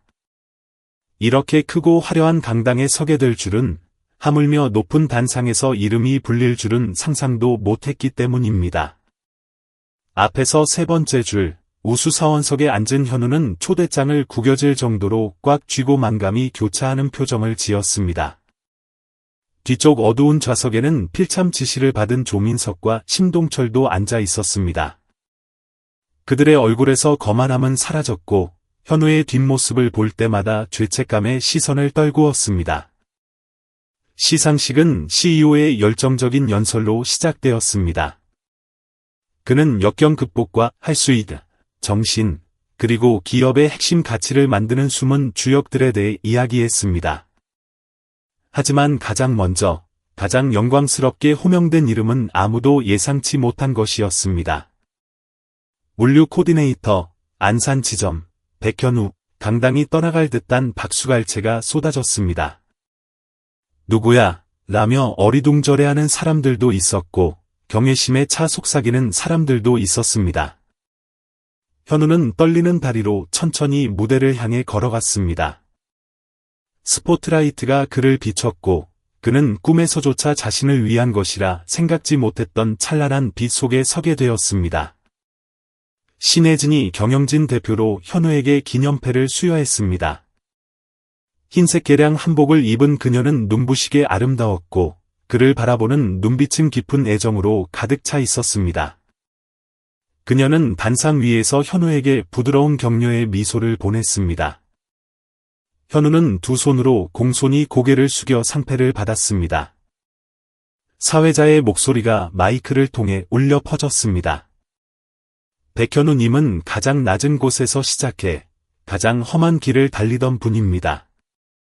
하지만 오늘 그는 물류 시스템을 최적화하고 안산 지점을 전사 최고의 정시 배송률 달성 지점으로 만든 주역이 되었습니다. 더 길고 우렁찬 감탄 섞인 박수가 터져 나왔습니다. 그때 혜진이 발언대로 다가갔습니다. 그녀는 아래 수천 명을 내려다보며 부드럽지만 강당을 울리는 목소리로 말했습니다. 이곳에서 일하며 수많은 인재를 만났습니다. 하지만 백현우님은 제게 귀중한 교훈을 주었습니다. 인정받기 위해 치열하게 싸우거나 소리칠 필요가 없는 사람들도 있다는 것을요. 양심에 따라 바르게 살고 성실히 일하면 빛은 스스로 그들을 찾아냅니다. 감동으로 강당이 숙연해졌습니다. 맨 뒤에 앉은 조민석과 심동철은 부끄러움에 고개를 숙였습니다. 민석의 눈에서 도끼는 사라졌고 심동철은 인과응보라는 진리를 받아들인 듯 고개를 끄덕였습니다. 시상식 후 다과 시간, 민석은 용기를 내어 현우에게 다가갔습니다. 거만함은 온데간데 없이 기어들어가는 목소리로 손을 내밀었습니다. 아니, 형이 미안하다 현우야. 예전에 내가 말이 심했고 너한테 너무 못되게 굴었어. 용서해 주라. 현우는 옅은 미소를 지으며 그의 손을 꽉 잡았습니다. 다 지난 일이에요. 민석 형님. 사람마다 사는 방식이 다른 거죠. 마음에 안 담아뒀어요. 전제 일만 잘하면 되니까요. 심동철도 다가와 진심으로 뉘우치는 눈빛을 보였습니다. 내가 자네의 진짜 능력을 못 알아봐서 실수했네. 자네 정말 잘했어. 앞으로도 계속해주게. 행사가 모두 끝난 밤, 혜진은 로비로 천천히 걸어 나왔습니다. 현우가 어느새 구석에서 그녀를 기다리고 있었습니다. 그가 머뭇거리며 다가와 떨리는 목소리로 말했습니다. 감사합니다, 민 팀장님. 아니, 혜진 씨. 저를 위해 해주신 모든 것들요. 혜진은 장난기 어린 눈으로 미소 지었습니다. 진심으로 고맙다면 집에 가서 밥 한 끼 해주실래요? 현우는 얼굴이 빨개져서 당황했지만 고개를 격하게 끄덕였습니다. 그럼요. 당연하죠. 현우의 작은 자취방은 안산 외곽의 조용한 골목 깊숙이 있었습니다. 혜진이 도착했을 때 맛있는 냄새가 문 밖까지 풍겨왔습니다.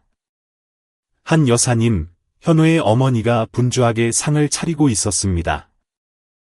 그녀는 혜진을 보고 몹시 반가워하며 맞아주었습니다. 어서 와요. 어서 와, 딸. 소박한 나무 밥상 위에는 한국적인 정서가 가득한 음식들이 차려져 있었습니다. 미역국, 고소한 나물 무침, 그리고 김이 모락모락 나는 고등어 조림. 현우는 생선 조림을 보며 추억에 잠긴 듯 말했습니다. 이 고등어 조림, 어릴 때 비 오는 날이면 어머니가 자주 해주셨던 거예요. 혜진은 그를 바라보며 아무 말도 하지 않았지만 오랫동안 가슴에 담아두었던 질문들에 대한 답을 이미 찾은 듯했습니다. 웃음소리와 달그락거리는 그릇 소리가 따스하게 어우러진 저녁 식사였습니다. 밖에는 그 운명의 밤처럼 겨울비가 부슬부슬 내리기 시작했습니다. 하지만 이번에는 춥고 외로운 비가 아니라 사람의 온기, 사랑 넘치는 작은 집, 그리고 넓은 마음이 주는 따뜻함이 있었습니다. 오후의 빗소리가 또다시 똑똑 떨어지며 그날과 똑같은 풍경을 만들어냈습니다. 굵은 빗방울이 낡은 양철 지붕을 때리고 갈라진 시멘트 마당을 적셨습니다. 혜진은 투명 우산을 쓰고 번지수도 초인종도 없는 낡은 집, 색바랜 나무 문과 노란 불빛이 새어나오는 문틈 앞에 섰습니다. 문을 연 현우는 혜진을 보고 놀라 굳어버렸습니다. 자신의 마음을 흔들었던 부잣집 아가씨가 이 누추한 자취방 문 앞에 서 있었으니까요. 그녀의 손에는 비 속에서 젖지 않게 든 과일 바구니와 전통 과자가 들려 있었습니다. 그가 놀라서 말을 잇지 못하는 사이 어머니가 반색하며 나왔습니다. 어머! 그때 창고 그 아가씨네. 아이고, 어서 들어와요. 거기 서 있으면 젖고 추워. 혜진은 공손히 인사하고 미소 지으며 작은 집으로 들어섰습니다. 내부는 낡았지만 먼지 하나 없이 깨끗하고 정돈되어 있었습니다. 낡은 가구들 뿐이었지만 부엌의 온기와 매콤하고 구수한 생선 조림 냄새가 마음을 단번에 녹였습니다. 혜진이 외투와 우산을 걸고 집 안을 둘러보았습니다. 낡은 액자와 소박한 물건들에서 내성적이고 깔끔한 남자의 손길이 느껴졌습니다. 낮은 상에 저녁이 차려졌습니다. 고등어 조림, 호박찌개, 계란말이, 쌈장이 곁들여진 삶은 채소뿐이었습니다. 어머니가 살갑게 권했습니다. 그냥 앉아서 같이 먹어요. 가난해서 진수성찬은 없지만 내 정성껏 만들었으니까. 혜진은 따뜻한 흰쌀밥을 보며 갑자기 눈시울이 붉어졌습니다. 배고픔 때문이 아니라 밀려오는 가족의 정 때문이었습니다. 크고 차가운 자신의 집 식탁에서는 한 번도 느껴보지 못한 익숙하고 소박한 느낌. 현우는 여느 때처럼 조용히 맞은편에 앉아 가장 맛있는 생선 살을 발라 어머니 밥그릇에, 그리고 또 한 점을 혜진의 밥그릇에 살포시 얹어주었습니다. 이거 엄마가 옛날 고향에서처럼 뚝배기에 졸인 거야. 먹어봐요. 그가 먼 곳을 보며 말했습니다. 혜진은 젓가락을 든 손을 떨었습니다. 매콤한 고춧가루 양념이 밴 생선 살이 입안에서 녹았고 이상하게도 가슴이 따뜻해졌습니다. 식사 도중 혜진이 무심코 중얼거렸습니다.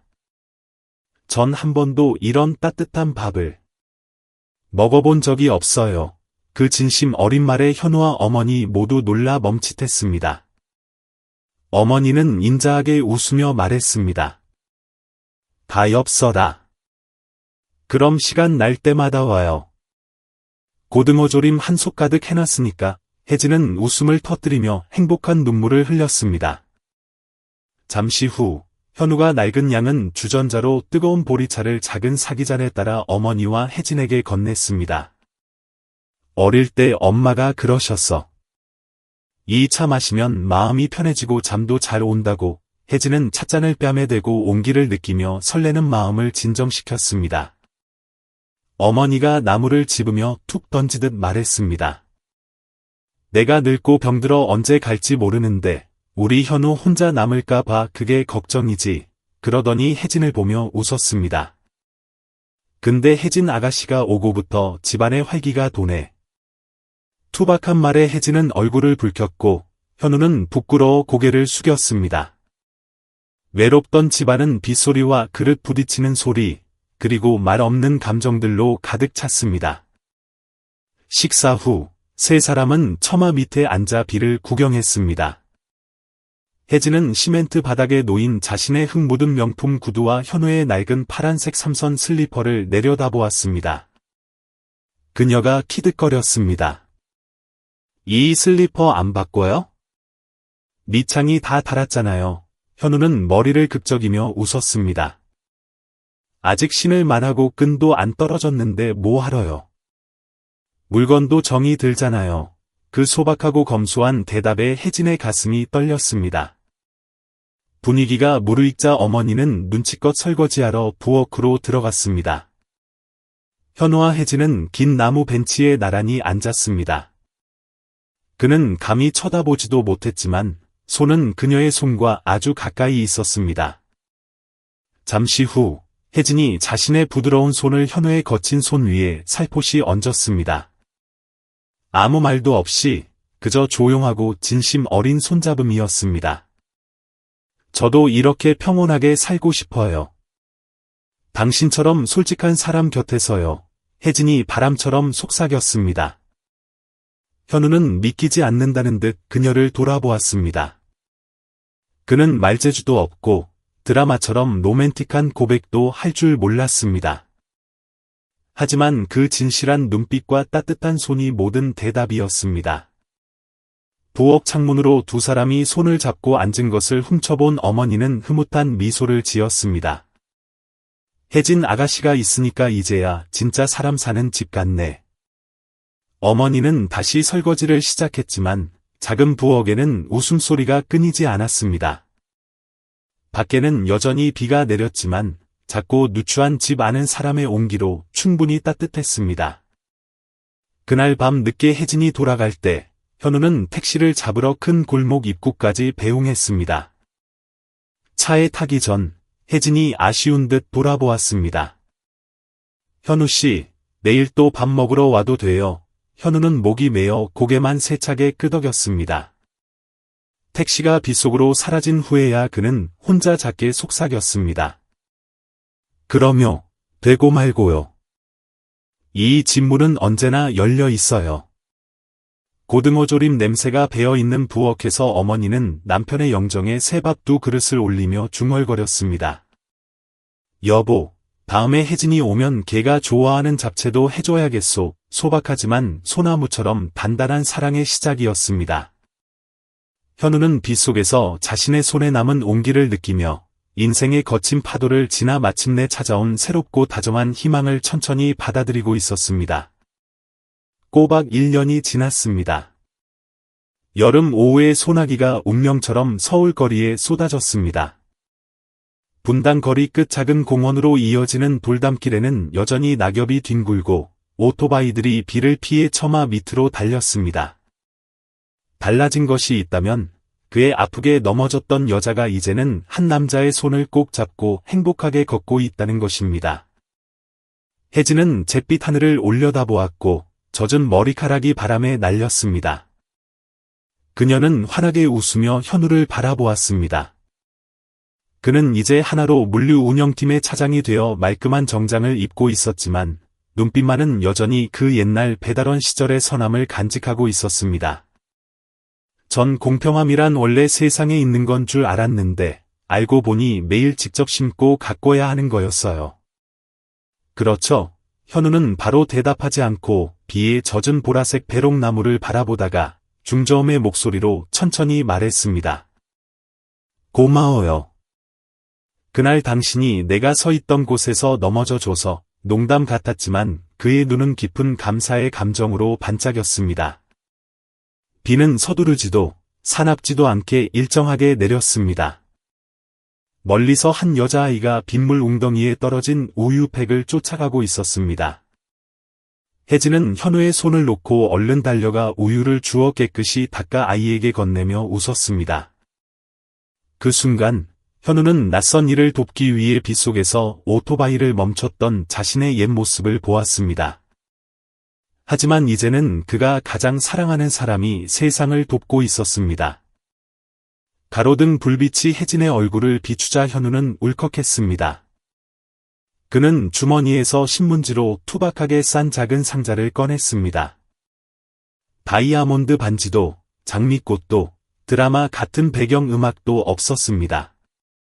그저 어머니가 직접 한 땀 한 땀 수놓은 소박하지만 정성 가득한 하얀 손수건이었습니다. 이걸 뭐라고 불러야 할지 현우가 머뭇거리며 머리를 극적였습니다. 어머니가 직접 수놓으신 작은 선물이에요. 나를 비에 쫄딱 적게 했지만 내 마음을 다시 따뜻하게 데워준 사람에게 주고 싶으시다고요. 혜진이 상자를 열자 파란 실로 작게 수놓인 글귀가 보였습니다. 비로 나를 적시고 눈빛으로 나를 녹인 사람에게. 그녀는 행복한 미소를 지었고 눈에는 사랑이 가득 차올라 눈물이 맺혔습니다. 두 사람은 다시 우산을 쓰고 유치한 말 없이 걸었습니다. 빗소리에 발걸음이 섞였고 빗방울이 튀어도 상관없었습니다. 그들은 공원 벤치를 지나 비에 젖은 꽃들을 지나 슬픈 기억들을 뒤로하고 평온한 미래를 향해 걸어갔습니다. 멀리 공원 구석검은 우산 아래에서 현우의 어머니가 기다리고 있었습니다. 다가오는 두 젊은이를 바라보는 노모의 눈시울도 붉어졌습니다. 저것들. 참 옛날 우리 모습 같네. 그녀는 흐뭇하게 혼잣말을 했습니다. 세 사람이 집에 도착했을 때 비는 잦아들었습니다. 식탁에는 여느 때처럼 고등어 조림, 채소, 국, 계란말이가 놓여 있었습니다. 하지만 오늘은 신문지에 싼 작은 들국과 한 다발이 추가되어 있었습니다. 혜진은 소매를 걷어붙이고 딸처럼 상 차리는 것을 도왔습니다. 어머니가 혜진의 귀에 속삭였습니다. 내가 가난해서 폐물 하나 못 해주지만 우리 현우 진심으로 아껴주고 보듬어주면 좋겠어. 혜진은 어머니의 손을 잡고 답했습니다. 어머니, 착하게 살아서 손해보는 사람 못 봤어요. 사람을 사랑하는 게 결국 인생한테 사랑받는 방법이잖아요. 사려 깊은 며느리감의 말에 어머니는 감동의 눈물을 흘리며 손을 꼭 잡았습니다. 식사는 어느 때보다 따뜻했습니다. 식사 후 세 사람은 처마 밑에서 비 온 뒤의 달을 구경했습니다. 아직 이슬비가 날렸지만 구름 뒤로 밝은 달이 비치기 시작했습니다. 혜진은 수놓인 손수건을 뺨에 댔고 현우는 그녀의 이마에 붙은 젖은 머리카락을 넘겨주었습니다. 화려한 말은 필요 없었습니다. 잠시 후 혜진이 돌아가려 일어서자 현우가 골목 어귀까지 바래다 주었습니다. 두 사람은 헤어지기 아쉬워 일부러 천천히 걸었습니다. 혜진이 조용히 말했습니다. 현우 씨, 내일은 또 어떤 미래가 올지 모르지만 확실한 건 하나예요. 아프게 넘어졌던 그날로 다시 돌아간데도 전 여전히 당신이 있는 그 자리에서 넘어지고 싶어요. 현우는 세상에서 가장 부드러운 눈빛으로 그녀를 바라보았습니다. 나도 수천 번 다시 선택하라면 그날 배송이 늦어 월급이 깎이더라도 당신을 위해 우산을 씌워줄 거예요. 혜진은 현우의 어깨에 편안히 기대어 웃었습니다. 먹구름 뒤로 별이 반짝이고 비는 완전히 그쳤습니다. 불꽃놀이도 성대한 결혼식도 없는 밤이었지만 오해와 시련, 차가운 비를 함께 견뎌내고 서로를 찾은 두 사람만으로 충분했습니다. 마지막 비는 슬픈 이별이 아니라 찬란한 시작을 알리는 신호였습니다. 나를 돕는 사람만이 귀인은 아닙니다. 때로는 내가 도울 수 있는 사람이 내 인생 가장 큰 은인이기도 합니다. 한국 속담에 이런 말이 있다고 들었습니다. 오늘 심은 작은 선행이 훗날 인생의 나무가 된다. 계산 없이 빗속에서 베푼 작은 친절이 한 사람의 운명을 바꾸는 위대한 전환점이 되었습니다. 백현우의 이야기는 가난에서 성공으로 가는 동화가 아니라 선함이 결코 헛되지 않음을 보여주는 증거입니다. 착하게 살면 오해받고 무시당하고 구석으로 몰릴 수도 있습니다. 하지만 가장 공정한 재판관인 시간은 결국 사랑과 존경, 그리고 기적 같은 보상으로 모든 것을 돌려줍니다.